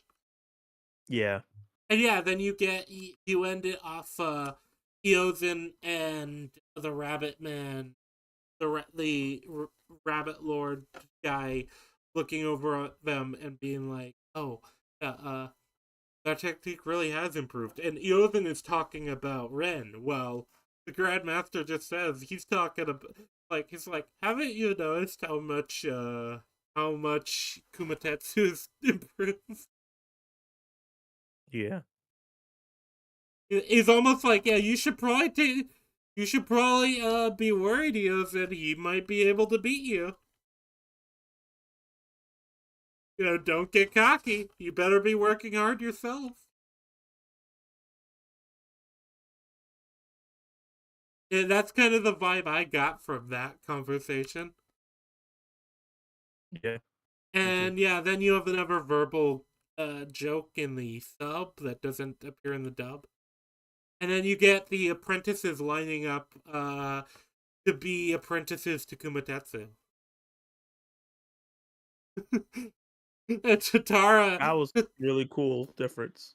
yeah, and well, it's funny too. Tatara's just like, okay, you can jump, you can hop in line. Also, there's a non-refundable consideration fee. See? Consideration, not even get in. Yeah,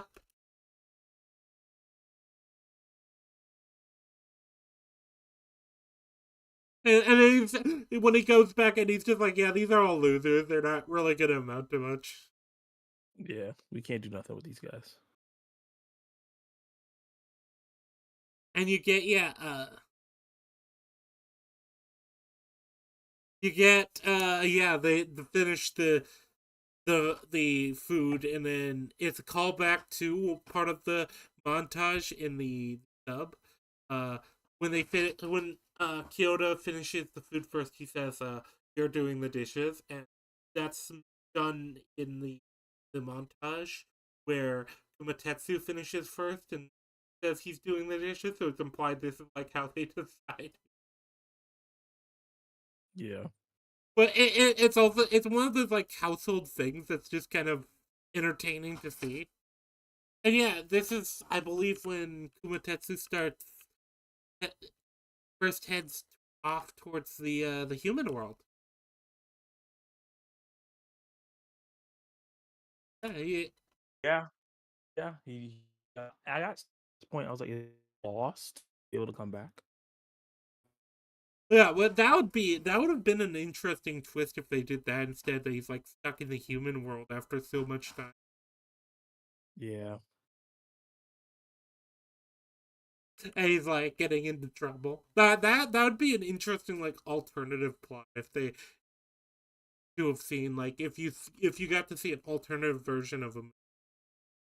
Yeah.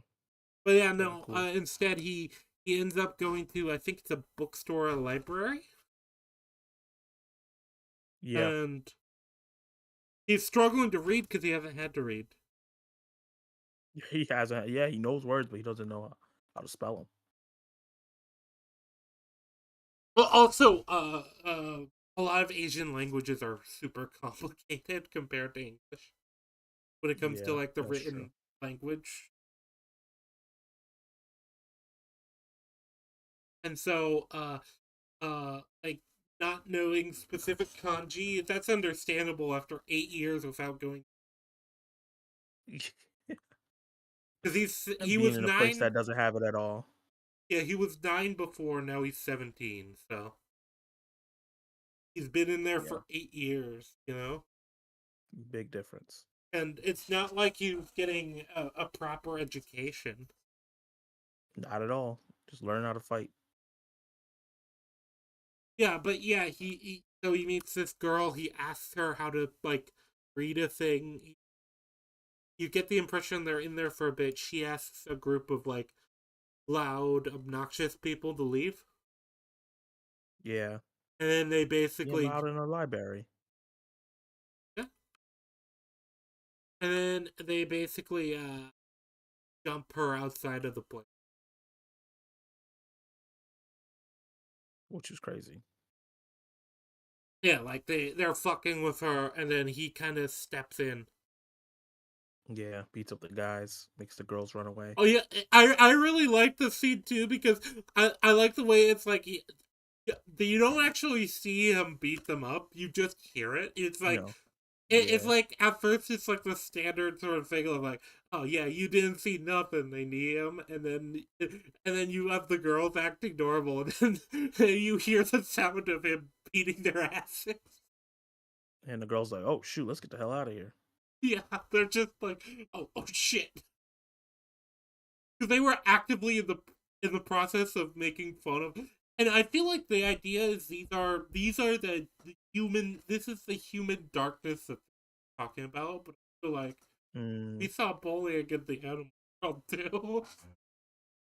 yeah, So like specifically, so I don't know why how this is like representative of humans. So I don't know if that is supposed to be a thing.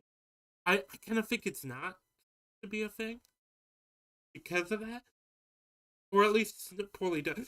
This movie is like two different movies that don't really mesh, and that's kind of my view on the scenes with the girl, all in the darkness stuff versus like just the him learning to be strong. The relationship between him and Kotetsu. yeah, yeah. Because where I thought it was going is not where it ended up going because the change in the movie. Yeah, yeah. It's like I said, it feels like it's two movies stitched together awkward. I can see that. It's why I don't know if I could ever give it more than like a 6 or 7 out of 10. You know, Gotcha. I think because the emotionality of it kind of carried it over some of the faults I had with it because it's still coherent. It's not yeah, like sometimes I watch movies and there's like two films stitched together and it's not coherent, yeah, but I yeah. think this is Well, still coherent enough. yeah, because I think a lot of the stuff with the girl could work. Like it's the it's kind of the growing up and the dad's like perspective of it of his son. That's kind of what I think they were Yeah. going. And you tie that in with him going and meeting his real dad. Yeah, Yeah, and how heartbreaking that was when he didn't recognize him at first. that was also a thing, but I mean more just with Kumatet's perspective of like, oh, am I just being like cast aside?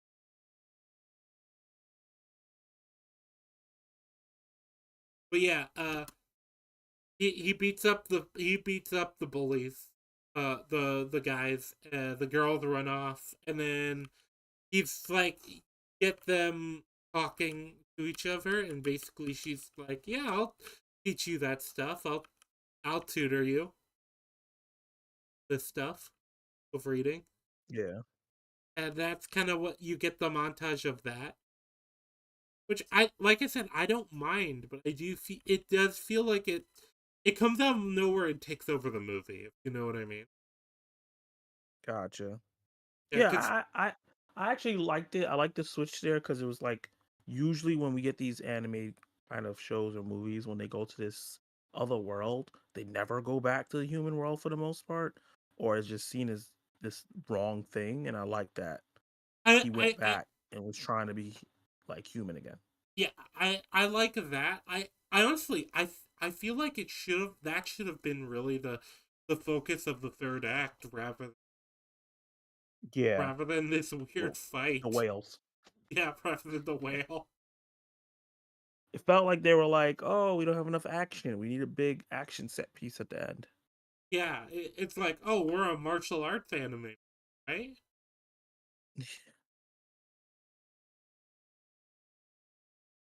Yeah, it's one of those things that it's unfortunate how the decision they made. I'd rather they make a different decision. I don't think it kills the movie for me. Yeah, Yeah, but yeah, yeah, it's all them talking. The two of the Taeda, Taeda, and Ren talking, and this is also when you get Ren's first name.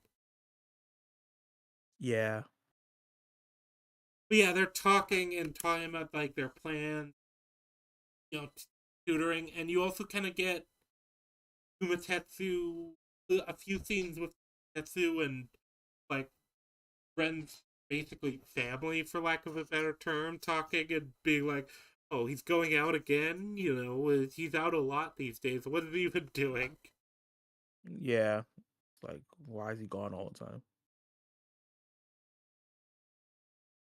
And you get, I do appreciate the conversation with her and Ren too. When it comes to some of it, it's like talking about like their dad, and because it's an easy way to get his thoughts on Tetsu, at least his active thoughts, not necessarily his full emotion. Yeah. If he's asked about his adoptive father, what he would say. That's why I think that him in the real world, with especially with the his real dad being a part of the conflict, I feel like that should have been a more major thing with the plot. Mm, Just doesn't feel like it though. gotcha. But yeah, they talk, and they also talk about him like potentially getting into you know he's like, yeah, he Yeah, doesn't have any that like was interesting. high school stuff. Yeah, like, did he even finish high school? Oh Did he well, finish middle high school? school isn't mandatory. Now, the middle school Oh, thing is so it would also would be questionable because middle school is technically mandatory, but I know high. I didn't know that. It's one of those things where it's socially expected that you go to high school, but from what I Yeah, understand, it's it's not just mandatory. yeah, because I believe a lot of Japanese high school. Mm, gotcha. Now, I could be talking out my, but yeah, I do know it's not mandatory in Japan. It's just it's expected because if you want to get into a good university, you have to go to a good high school. You want to go to good. Gotcha. Yeah, that makes sense. That's why they have like so much. There's a lot of like social and what's technically, Yeah. but yeah, they're talking about like getting him in, like to go to university, right? But even if it's not, I'm willing to just accept it exists for the movie. Yeah. We're in a movie with talking bears, so that's okay. Oh yeah. Also, it's like it's that at the end of the day, it's not really the real world. If they got a little like small detail of that, Yeah. like you could just assume, yeah, this is a different reality than our own. That's always my. As long as it kind of makes sense within its own narrative, as long as it's not saying like I don't know, it'd have to be doing something a lot more ridiculous. Like if he came back to the real, it, everyone's just a clown. He'd be confused. Yeah, that would have been a little wild. That would have took me out the movie. Yeah, yeah. You know, it's not an extreme. Even if it's different, it's not an extreme different. You know, it's like, oh yeah, there's like one change that I can believe that it doesn't break the suspension of. But yeah, Yeah. the guy they two meet with. I don't know exactly what this guy's supposed to.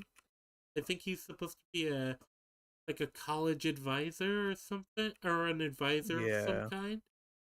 But he's just like yeah. He well he is kind of being realistic too. He's like, uh, you should probably do some night classes. Yeah. Like You haven't been in school forever. you haven't been in school in 8 years. I don't even know your proficiency. And he's feeling like this is just like some random dropout doing it, which to be fair, it's not wrong. Yeah, it's kind of not wrong, but we also know the story behind it. Yeah, yeah. Yeah, you know what I mean. But as far as like the world is concerned, yeah, that's probably what he'd be seen as, especially man. Yeah. Uh, but yeah, it's like yeah, you know, night classes is not like a wrong thing to say. But then the other stuff he says, like with like even without tuition, with your what are you going basically like what are you gonna do? How are you gonna pay tuition payments? People aren't giving loans out in this economy, and then you get the girl that's like, oh, there's still plenty of like scholarships out here, even like corporate scholarships, which is a thing. Mm, Yeah, that is a thing in Japan. The idea is like, yeah, the basically this company pays for your college, and then in exchange you work for them when you're out of college. gotcha. But yeah, this is also like the halfway point of the movie. I'm trying to speed through this a bit more because I this part of the movie I don't think is as It's more major. straightforward. It's more straightforward, but the college part of the movie I also just think isn't as important to the plot, really. Yeah. But you do get he because he goes to he does go to like sign up for this stuff for this test, and that's when he gets the address for his dad. That's the real like significant thing about this whole. And he's very like put off by it because it's like this is the first time he's even had like to go see it. Yeah. And he's very worried about it. He like basically chickens out, and he runs into his dad at like door. Yeah. Anyway. Yeah, and the dad doesn't then after a minute, like actually the noticeable thing, the visual thing, the dad doesn't recognize him until the kids run by. Yeah. And it just like knocks something in his head where he's like, "Wait, is that?" Yeah, I think it's like the idea is like the idea of like the kids just ran by and it's like wait a minute. It put the idea of that into his head, and yeah, that's when you get the information about the dad, where the dad's been. He's because the dad's like sobbing, and he's like, you've grown up so much. I'm so glad you're alive. I didn't even know your mom died until later. Tried to look for you. He stopped. Yeah. Like it's not like this is like the asshole like deadbeat. No. Things just didn't work out. He kind of got shot. Pretty much, which sucks. Yep. It happens, but it sucks.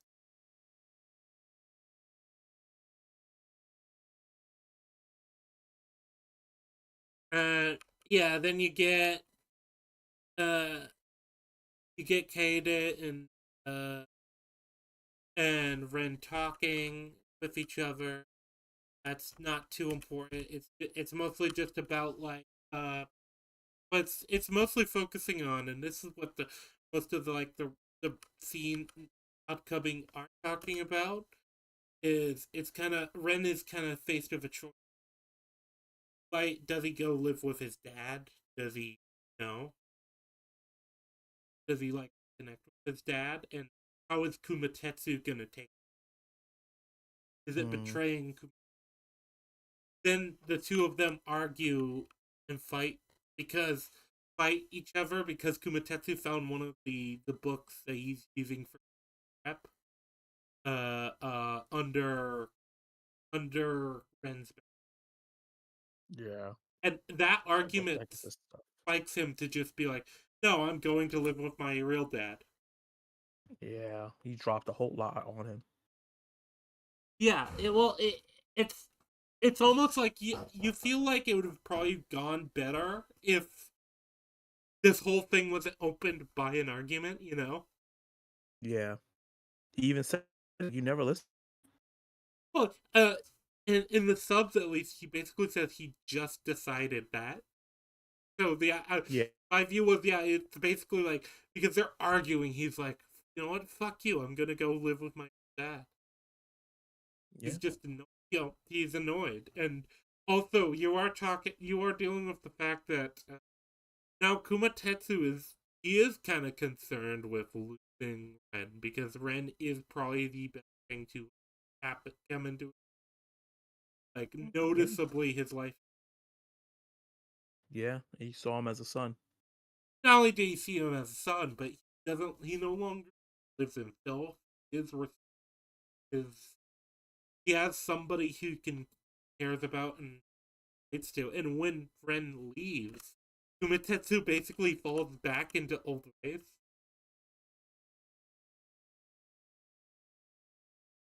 Mm, yeah. Like, yeah, Starts getting angry and shouting and not patient anymore. yeah,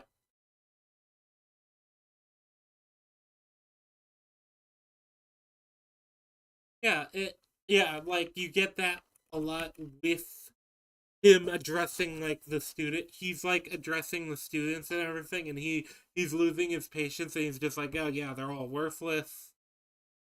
And Mhm. meanwhile, you get Tadara and the talking about like what's gonna happen with Kyuta or Ren, and like what's happening with Kyotetsu, Kumatetsu, and just in general, they're kind of just talking about the whole and Kumatetsu's almost kind of annoyed because he's like in the background while they're talking about this. Yeah. So it's kind of like, will you guys just shut the fuck up? Yeah, like, I can hear you guys. Yeah, it's like when somebody's talking about something that has something to do with you, like next room over. Like they clearly know where you are in the house, if you know what I mean.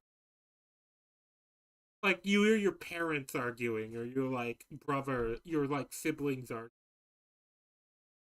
and your name comes up, and you're like, wait, what was that? Why am I getting involved? Like, how did this happen?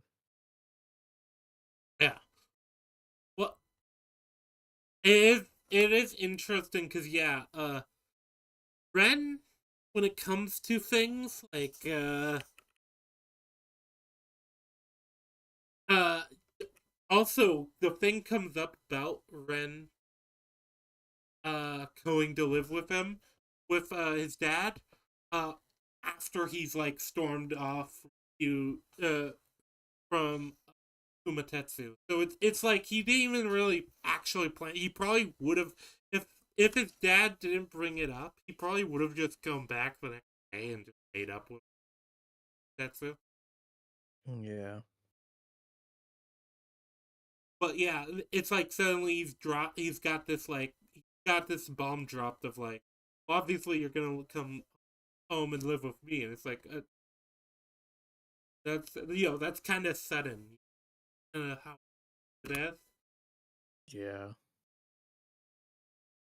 He kind of rushed into it without really talking to him about it. And Ren is also kind of like you don't even know the first thing about me. You don't even know who I am. Really. Yeah. The last time you saw me was before I was probably. We don't even know the last time he actually was dad. Like, if the parents were divorced before. Yeah, it might have been a long, long time. Yeah, it could have been years and years. You know, they could have split up when he was like 3 or 4. Yeah. And yeah, uh, Ren is kind of just annoyed because he's really. It feels like he's annoyed because the dad is like making up mind about what could happen with him without like actually talking to him. That's really what Mm. is that the vibe you got, or Yeah. No, that definitely is the vibe that I got. well, especially because Kumatetsu is all about Kumatetsu is all about like figure it out yourself, do it yourself, make up your own mind, you know. Yeah. And I think that's part of it is because he was raised by Kumatetsu. That's probably another thing he's kind of adopted that sort of mentality. No, no. Why are you deciding for me that I'm live with you? I've That's a told good you I point. live with people.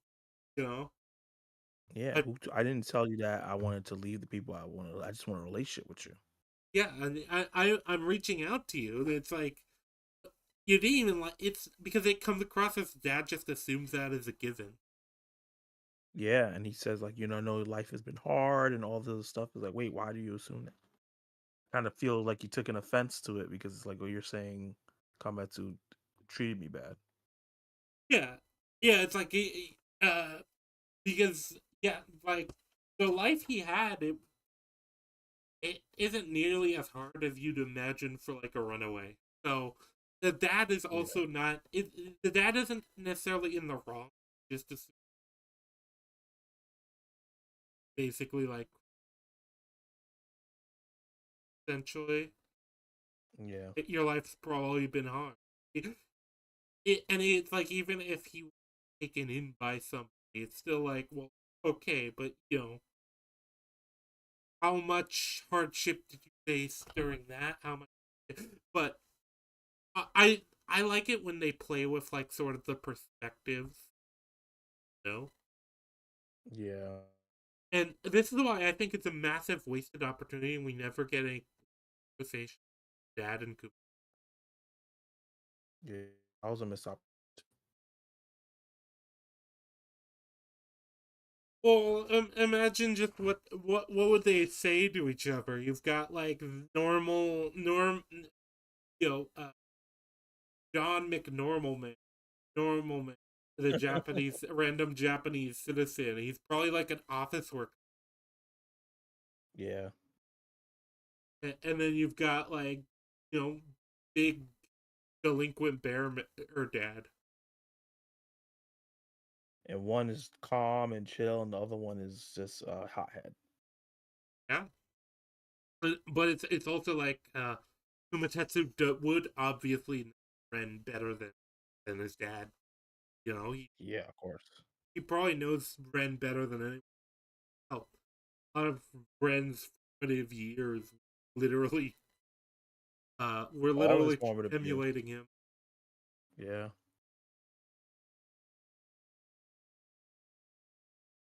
And yeah, it does feel like, and this is another thing. Ren is also like, well, of course you don't know because I haven't told you anything. And he almost gets depressive, and I think this is another one of those points where the nihilism sort of settles in because I think another big thing about Ren is a lot of it is the idea of fitting in. He doesn't really fit in with the human world, the beast world city either. Yeah. You know, he's kind of an outsider to both. He's raised in the beast world, so to that. He's used to that world. He's used to being raised by Kumatetsu of all. Not exactly the best preparing you for the real world. No. He hasn't read in so he's just part of, he basically doesn't really have a strong. A lot of that is because of how long he's been in the, but the beast world, how much does he have fever? Because Exactly. yeah, and he's got it feels like Kumatetsu just wants him to stay in the beast world because he just wants to be near him. Yeah. It's that's his He son. loves him. Yeah. And yeah, he does storm off from the dad. And this is another one of those points where yeah, he sees the impression of like the darkness from when he was a kid. I was like, Yeah. I hate everyone.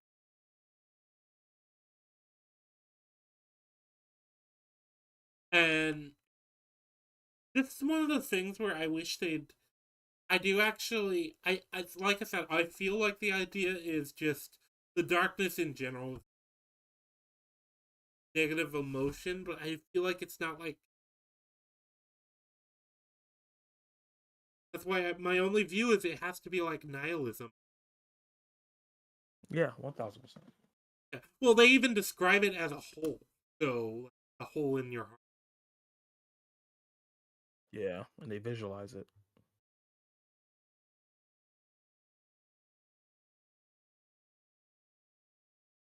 Yeah, and this is where he has a conversation with Kata, where he's just, "Am I human or a beast? I don't know. I don't really know what I am. I don't really know where I belong." Yeah. Got a little scary. Yeah, he does kind of get a little like, well, he doesn't get physical with her necessarily, but he does kind of smack against the fence and everything. Yeah. It's more of a just he's looking for somebody to give him the answer. He just wants somebody. What do I do? Where do I go? I'm kind of torn. Yeah. And she's Need just some like, direction. yeah, and she's just like, it doesn't really matter what you choose. You'll be. Don't worry about it. You know, just do what you want. which uh, Yeah. What you feel? and she ties on the string on it to his wrist. Yeah. As a reminder.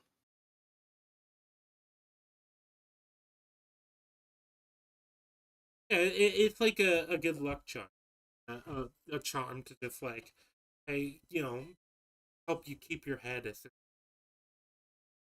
Yeah. the idea. And yeah, Kyuta goes back to the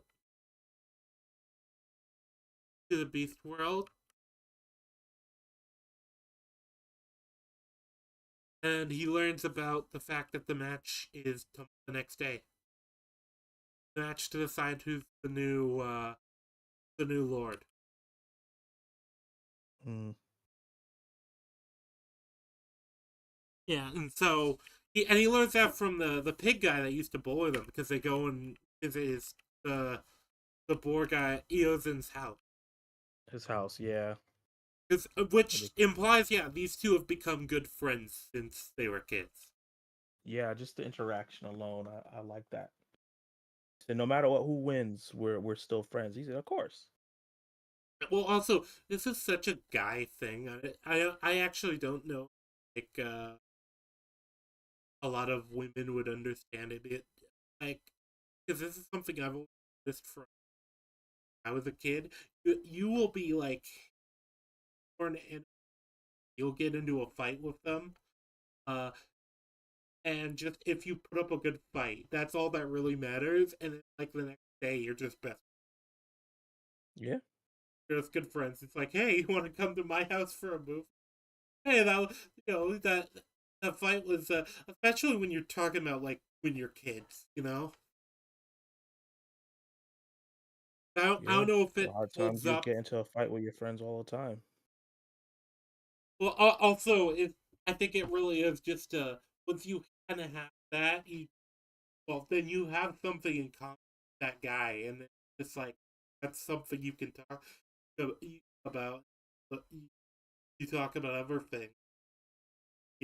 That's just how it is. Yeah. It's something I've only ever seen with guys, though. Maybe it does happen with. Yeah, it's mostly a dude thing. Yeah, I think so. Uh, but yeah, the match between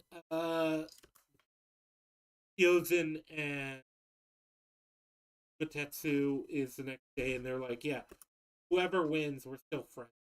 You know, the match is to Yep. decide the next Grandmaster, and you also get, yeah, the friend asks, and he's just like, oh, why do you not know? Why do you not know about this? Oh yeah, we had a fight. Essentially, your homie had a fight with his dad, and oh, didn't hear about. Yep. And Yeah, definitely. you also learn that the Hyozin has been training, and so they haven't seen the sons haven't seen a lot recently. Yeah. That's another interesting like parallel between Hyozin kids and Matetsu and his kid, because Kumatetsu's basically been with like the whole every step of the way. Yep. While Hyozin, because he was already a respected, been so busy he hasn't had, because that's almost like you. I'd imagine it's a well, yeah. Then he has to like make time. It's different pupils. He's training to be a lord. Yeah, yeah, and so his family is kind of neglected, which is interesting because he has this overwhelming kind of scandal with the son. Who, by the way, one of the interesting things with the human son is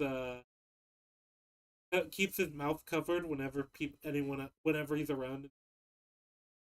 after, Yeah. after he's a teen. Yeah, so they don't see that he's human. Yeah, they don't see that he doesn't have the tusks of snout. And he's a lot less like respectful to other people too. He's clearly more resentful. Yeah. And the lack of the fall around didn't help. Well, he also after that conversation, they're in the bamboo forest, and he basically beats up Ren, Ren, yeah. and he even uses his telekinesis for it. Yep, for the opposite of what he said in the beginning of the movie. Yeah. Well, yeah, because he's kind of giving into that kind of bit of just his situation and well, his circumstance, Yeah. and he's kind of projecting that to Yep. Matetsu.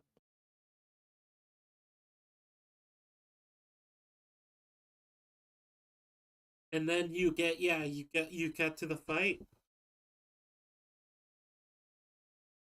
And one of the things I like about this, because you get like the scene in the crowd, it's a lot more split versus when you got the first fight scene between them.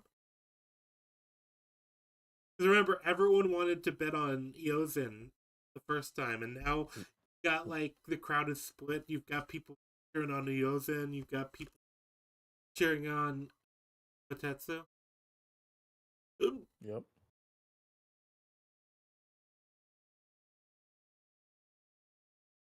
Oh, also you get what the rabbit has decided to become the god of. Yeah. God of That was funny. decisiveness, which is That really was a good funny. joke. Yes, that is a very good joke because we've taken this back. Yep. Yeah, and you get them stepping forward uh along with the different with their disciples following them. And Kumatetsu is just he's gloomy, he's depressed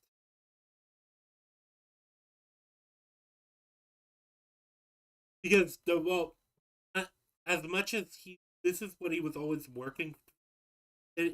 I feel like the idea is it almost feels empty without having Kyoto there. Without Yeah. having That was the whole point. yeah, Yeah, what's the well, point of having success if you don't have your loved ones? especially because you've got to remember he never actually cared. Just wants to beat the Zen. Yeah. Like that much is specifically said actually by the monkey earlier. Like he Yeah, you doesn't just care want to about prove that he's the best fighter. yeah, and what does it matter if Ren isn't there? That he is better than him. That he is the strongest.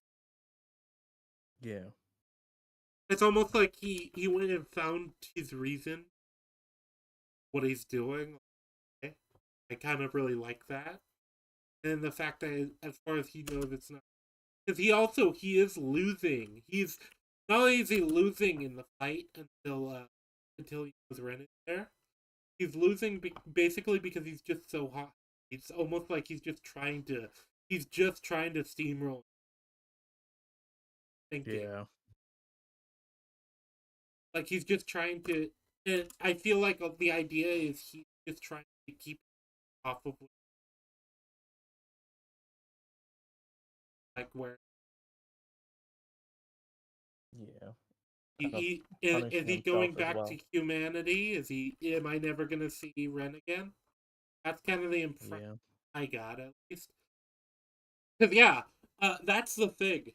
Uh, I also kind of like the tactic that Umatetsu does, where he opens the fight running at him and then just shapeshifts and punches him with the javelin.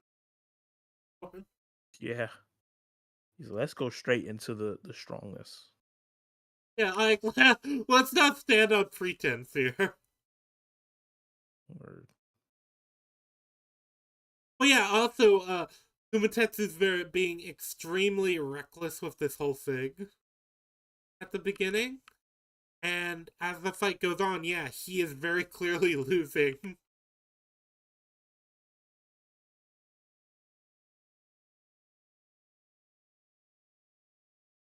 Hmm. And Ren is watching. He's in the crowd, but he hasn't like made himself Yeah. known yet. And Yeah. it goes to a point where like there's basically a countdown going. And that's when Ren makes himself known. Is when the count. I think he makes himself known at like 8, 9. Yeah. It was like 9. Like, get up, you stupid idiot. Yeah, what the fuck are you doing? Why are you letting yourself lose? This is yeah. What are you doing, you dumbass? Is how the subtitles say it.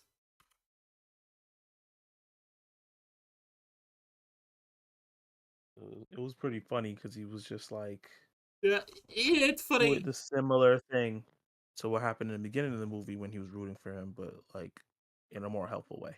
Well, the funny thing is, rather than just like this uplifting, like yeah, you're my true father and I love you. It's just like, hey, dumbass, what the fuck are you doing? And then they start bickering. Yep. It's very That's their love language. yeah. And then yeah, Kumatetsu is up and he is actually like fighting seriously suddenly.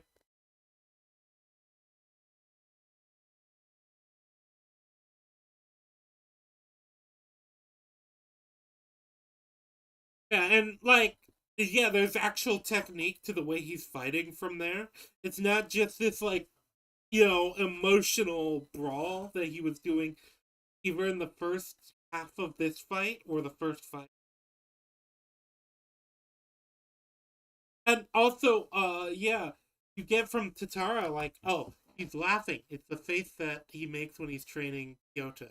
Like he Yeah. is more in this for like, having the fun of it at this. He's not just trying to prove. Yeah. Just having fun. But yeah, the fight ends eventually. He and loses. Yeah. Surprisingly, yeah.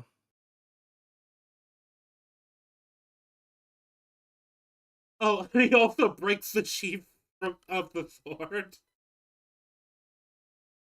Oh yeah. and the Lord almost Almost gets stabs. stabbed. That was funny. Yep. Well, it's also good setup given what then happens with because Ichiro makes himself known and decides to speak up because he doesn't like this result. Because he just sends the sword flying into using his telekinesis. He just sends the sword flying into. Yeah. That was crazy. And you even have that moment of like Kumatetsu's like, wait, what the fuck happened? Yeah. He's like blood. What the heck is this?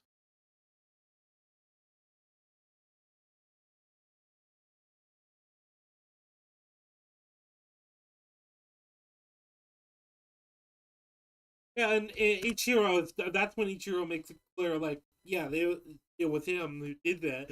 He's just like, yeah, Dad, there's no way you can possibly win lose now. Uh, now I'm gonna finish him off for you. I was like, this guy completely lost his mind.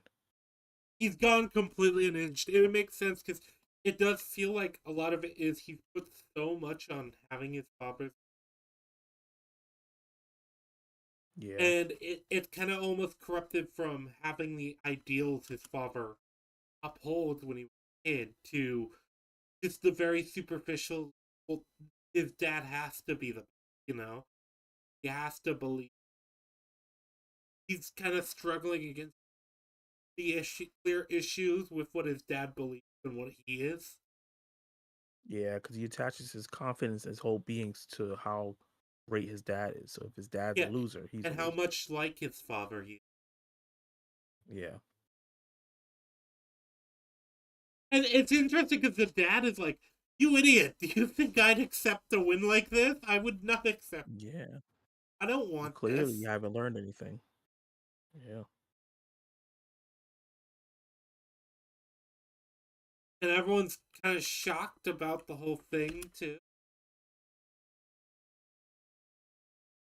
And Kyuda is also equally kind of angry, and Kyuda does the telekinesis thing too.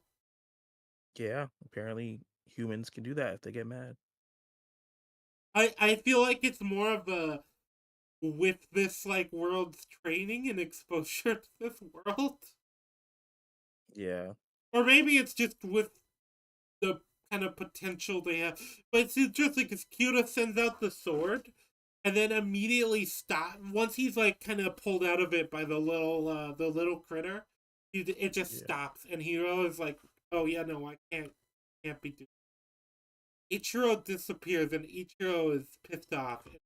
This whole thing, this whole act of the movie, this is kind of where I just think it's not good. 'Cause, yeah, this is kind of the entrance to the whale. Because I think the Ichiro conflict could have worked, but I don't think they did it. Yeah. I don't think he was in the movie like enough. Yeah, he probably you probably needed a good like 2 or 3 at least. Yeah. And kind But of just yeah, more of an explanation of what the heck was going on with the powers and stuff like that. yeah, that I feel too. like even though I like the movie, I do think that the movie would have worked better as an anime. Yeah, or at least have add like 20.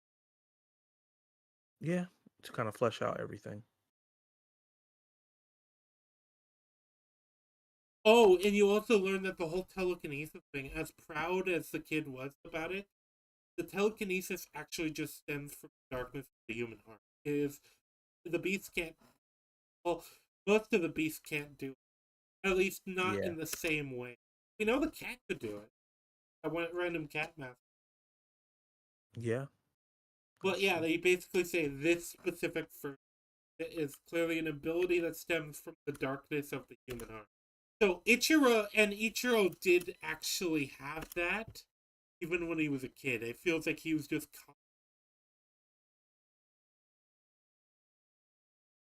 so I get the impression he knew he was a human, a beast,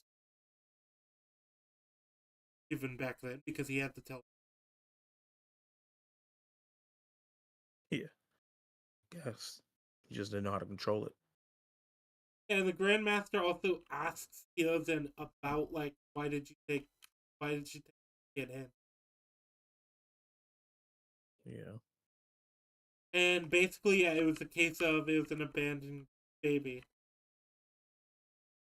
And he was just like, yeah, as long as I raised him right. Because Hilozen is the type that, yeah, he has always done like kind of everything correct.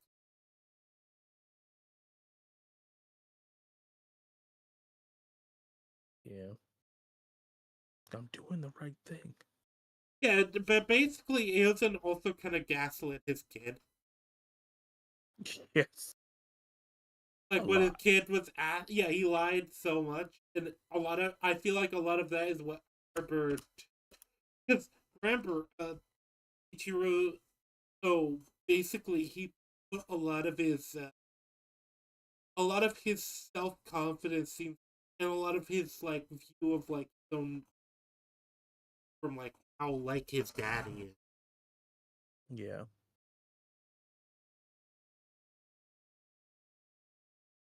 I was decided that this was always honest with Ren.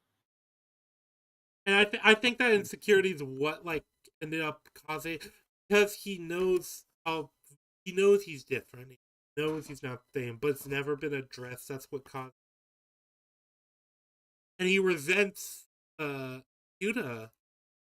He resents Ren because Ren is everything he really have. He has the acceptance of his father, despite being like openly a human.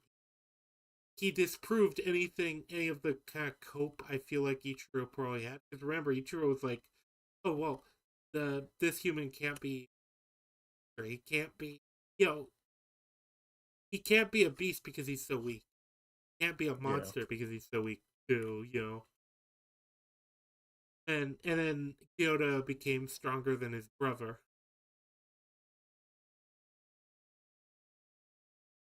I don't think we ever get a fight between them as kids.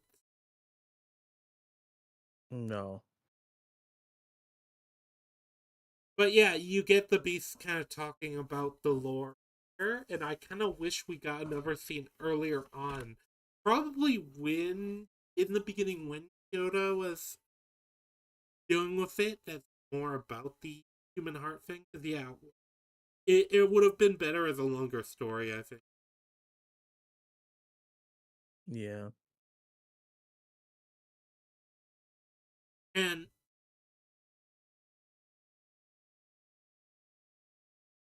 yeah, and Oran is kind of like, he's kind of setting off to go look for Ichiro because he wants kind of revenge because the guy stabbed up his dad, you know? And Yeah. well, it's very clear they're trying to do a parallel between him and with the Moby, with Captain Ahab. Yeah, Moby. the book he was reading. Yeah.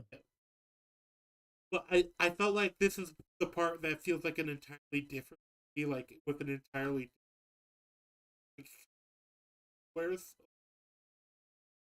Yeah. It did like, feel weird. it felt like it was one of those shit. We need a climax. Yeah. And a big climax. Yeah, Nah, we can't just do a regular one. yeah. Because we can't just end it with the fight. Even though I think the fight could have been a good ending too. You know, Yeah. we Could have been a just good ending. yeah. Well, yeah. If you just ended it at Kumatetsu winning the fight, I think that would have been a fine. Yeah. I would have been And fine you with have that. Kumatetsu having to realize like he has to be the Lord. Even you could even have him be like, oh no, Yozen should be the Lord. Yeah, even though I won. Yeah. Yeah, I just wanted to win the fight. But Even Yozen though is I the was one who's good. actually responsible. But yeah, uh,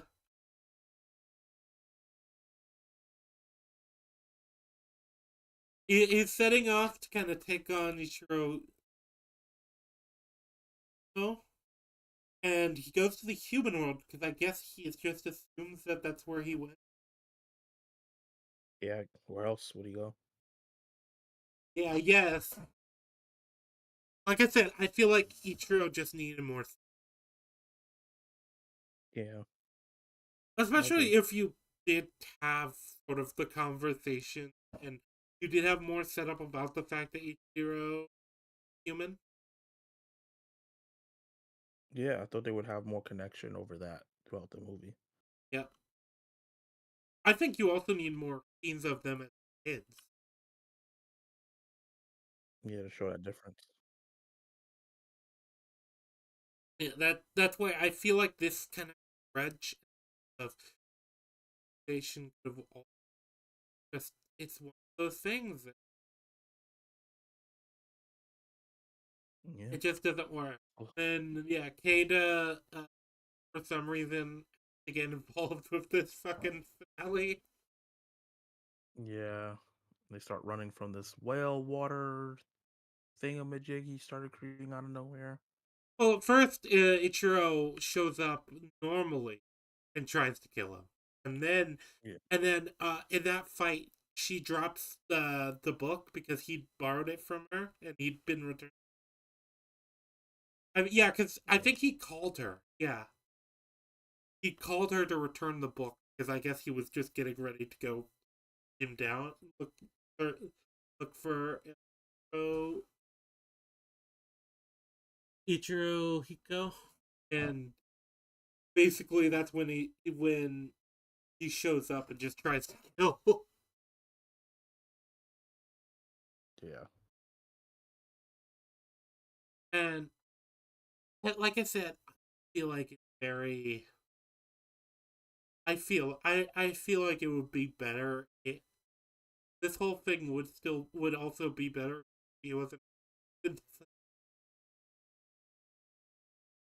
She just if it's one of those things that we talked about this earlier. It's just you don't always need. He's already kind of established and build a pretty strong. I feel like she be that one.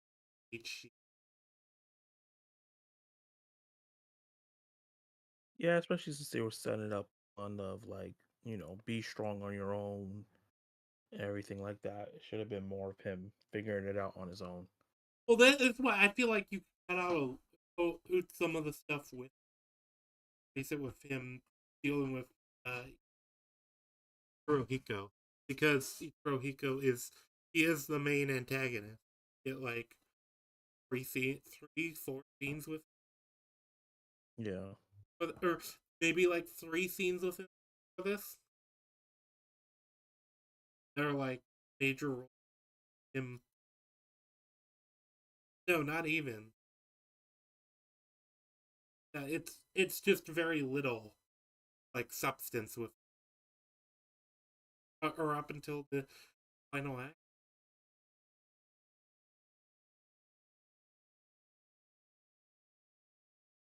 And yeah, basically, yeah, they start the fight right in the middle of Shibuya in this like busy street, and because of that, that's when they drop the book. And he after this first exchange where changed, that's when he picks up the book, and that's when you get the giant whale.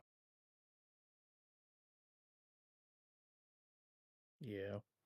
Oh, also, yeah, Ichiro is using an actual like unsheathed sword, and a lot of the animation with him is very like unhinged and very like Yeah. even his movements Wiry. are very like inhuman, you know, Yeah. kind of unsettling. And yeah, he's very clearly using like this magical stuff. That's actually how he gets the upper hand on, Yeah. because he just sends them flying with the weird energy. Yeah. Telekinesis enhanced movements. Yeah. And then Ren leaves because he's like, we can't fight here. We need, which I view as like, it's one of those things where it's probably more of a there's too many people, there's too much that can be damaged, and also just I can be knocked across the street here. Yeah. And then yeah, you get the giant whale. That apparently can't be seen on cameras. No, but other people can. That made me wonder, like, how much of this supernatural stuff can the beasts appear? Do the beasts appear on camera? It's a good question. Like, do people see like all the other like telekinetic? I guess they do because they react. Yeah. Oh yeah, no. When you look at the camera, it's just him walking. So, Yep, that's true. yeah. Uh, but yeah, what the whole giant whale thing is, it's wild because okay, I guess the idea is it's just like it's kind of an illusion mixed with his telekinesis. Yeah. But also, this is like the biggest use of his telekinesis we've seen in the entire movie. Yeah, the biggest use. Yeah, because before that, we only saw him like move really small objects and like throw the sword. And now he's like moving cars and smashing through buildings. Yeah. Pure destruction. Like I said, it just feels so out of place for this movie. You know? Yeah, which was pretty tame throughout. Yeah, it was pretty tame. It felt more like disciplined scenes.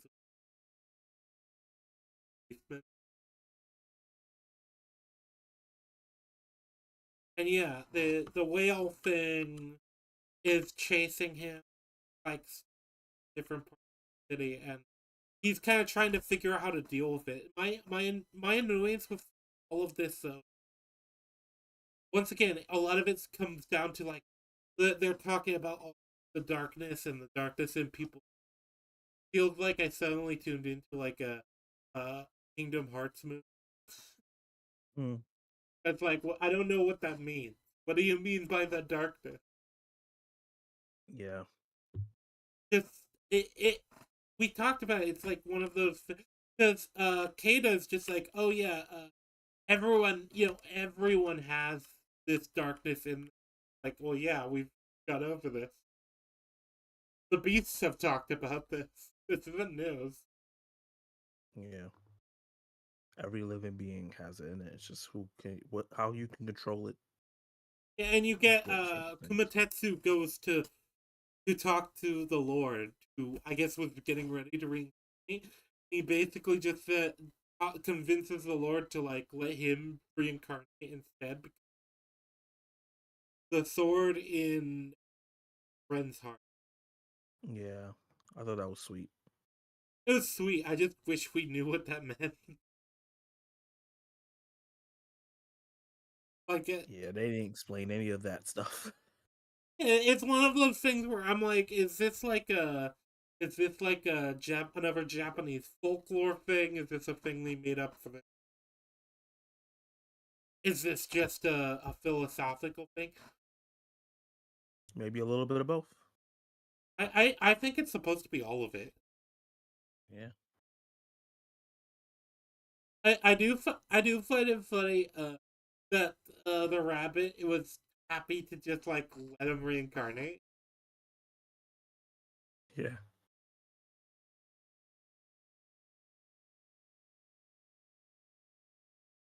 And the rabbit's like, there's no coming back.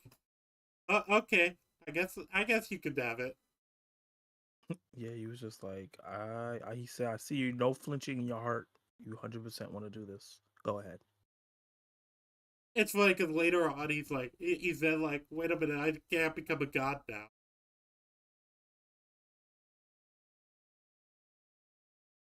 But yeah, and then you get the whale doing the jumps, Yeah. and like I said, I just so it looks cool visually. I just wish it wasn't as silly.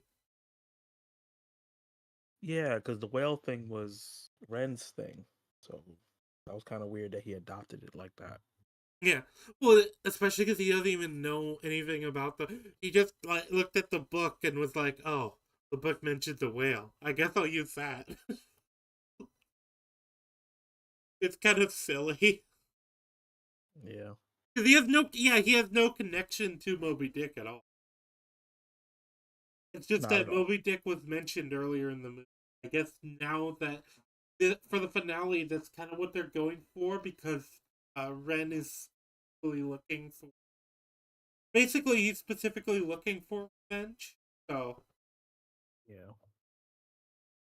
but yeah, it's not set up at all, and yeah, with Kata, yelling at him and giving that speech, I also felt like that was. I don't even know who the guy is. You've never seen him. Why are you here? You have no connection to this concept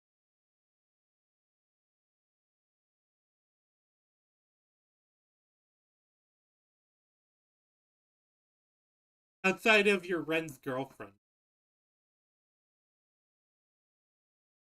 She's a little bit of his heart from the human world. What dragged her I back there. There's an emotional tie in there, but Yeah, there's yeah, an it should have been emotional more one on one.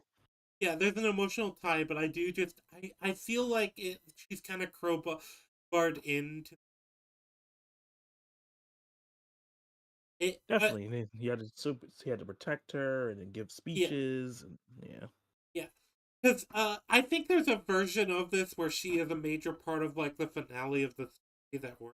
I just don't think that it's necessarily this version that we got. You know, like I think you could have made it work, but it's one of those things where the finale has that problem. It feels like they had too many ideas they wanted, to flesh it out. and they should have probably just hard focused uh, more things that were kind of tied. Yeah. But yeah, let's go over the ending and then give our final Yeah, thoughts. because I think we are at the ending, and yeah, I don't want to take up too much more of your time. I think this is just the sword appears and seems to help Ren absorb the darkness. Or repel it, kind of. Yeah, yeah, the Because he was sword going in to Ren's absorb it, heart. but he didn't want him to. Yeah. Yeah, I'm trying to like skip through just to see if there's something I missed with how this works exactly. But basically, Kumatetsu is now kind of merged with Ren in a way, Yeah. to the point where actually hearing him in his head, kind of, which makes sense because like you kind of do that with your father figure or your parental figure. You will hear them in your head especially when you're doing something stupid. Yeah. But yeah, basically, he realizes that he can see Ichiro right before every whale jump, and so Yeah. Good he timing. realizes he has to hit him in that in like one take him in one strike right. That's kind of he does. He does that out basically, Yep. and yeah, he get the speech, and even though you're human, we believe it's the truth. Yeah. And you get Ichiro waking up in bed. You get Ren kind of talking to Matetsu. I don't know if it's necessarily one final time, but it is kind of between the two. Yeah. And it's also like you get Kumatetsu like, don't worry, you fuck up, I'll kick your ass from inside your heart. Yeah, and then you get like the aftermath. You get like the little party, and you get the report talking about like what happened. That kind of like what the human world thought of this, and like yeah, apparently none of the cameras and stuff could actually see the whale. Oh, Yeah, it's basically the finale. I don't think there's anything meaningfully happens outside of that. Outside, oh yeah, the Kada gives him the application for the entrance exam and kind of gives him the choice, like, hey, you have to do this for yourself, and he decides to take the yeah. and you get fireworks. He goes to his dad, and yeah, he goes to his dad, goes to live with his dad, and it actually says he never held the sword again, but he has the sword in his heart named Umatetsu. It's just in general he goes off into the human world. Yeah. I really like this movie. I do. I think most of my problems come down to that third act. Yeah. There's narrative issues that the film had. Like my main, like I really love this movie. I ended up loving the movie. It started off slow, ended up really having a good time with it. And then I just think that, like you said, the third act, and I think a lot of the narrative parts of the film is what holds it back from being Yeah, like all I think that's the other thing because it feels like finale so based. much. The third act also so much. It feels like it's cram. It feels like it's trying to cram in thematic elements much report. It hurts it a bit thematically as it's like the revenge thing. Yeah. But, it feels like they realized they brought in Moby Dick and they kind of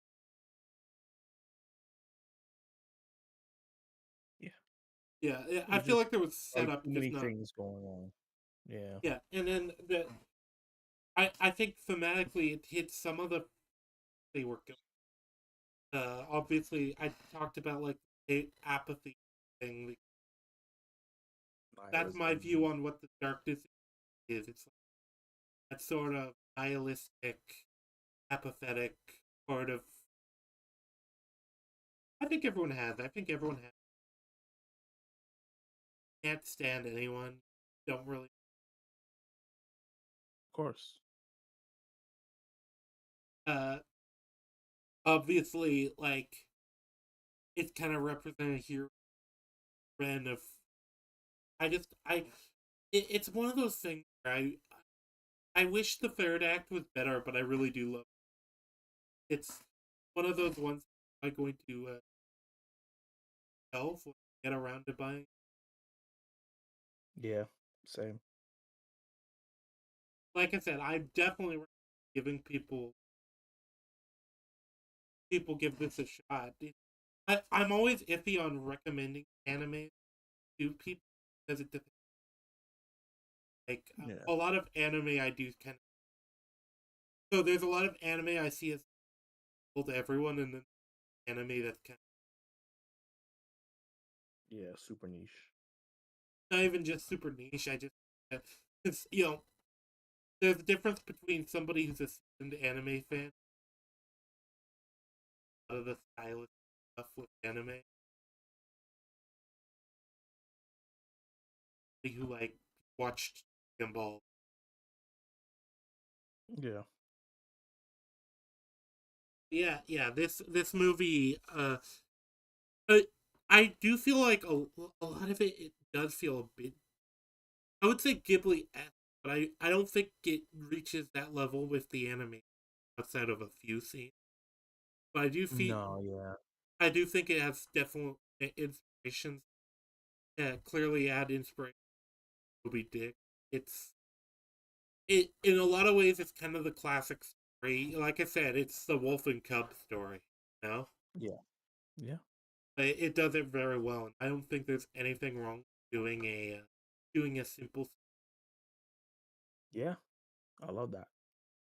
Yeah, uh, at least currently, my thoughts and feelings probably I'd probably give it a 6, but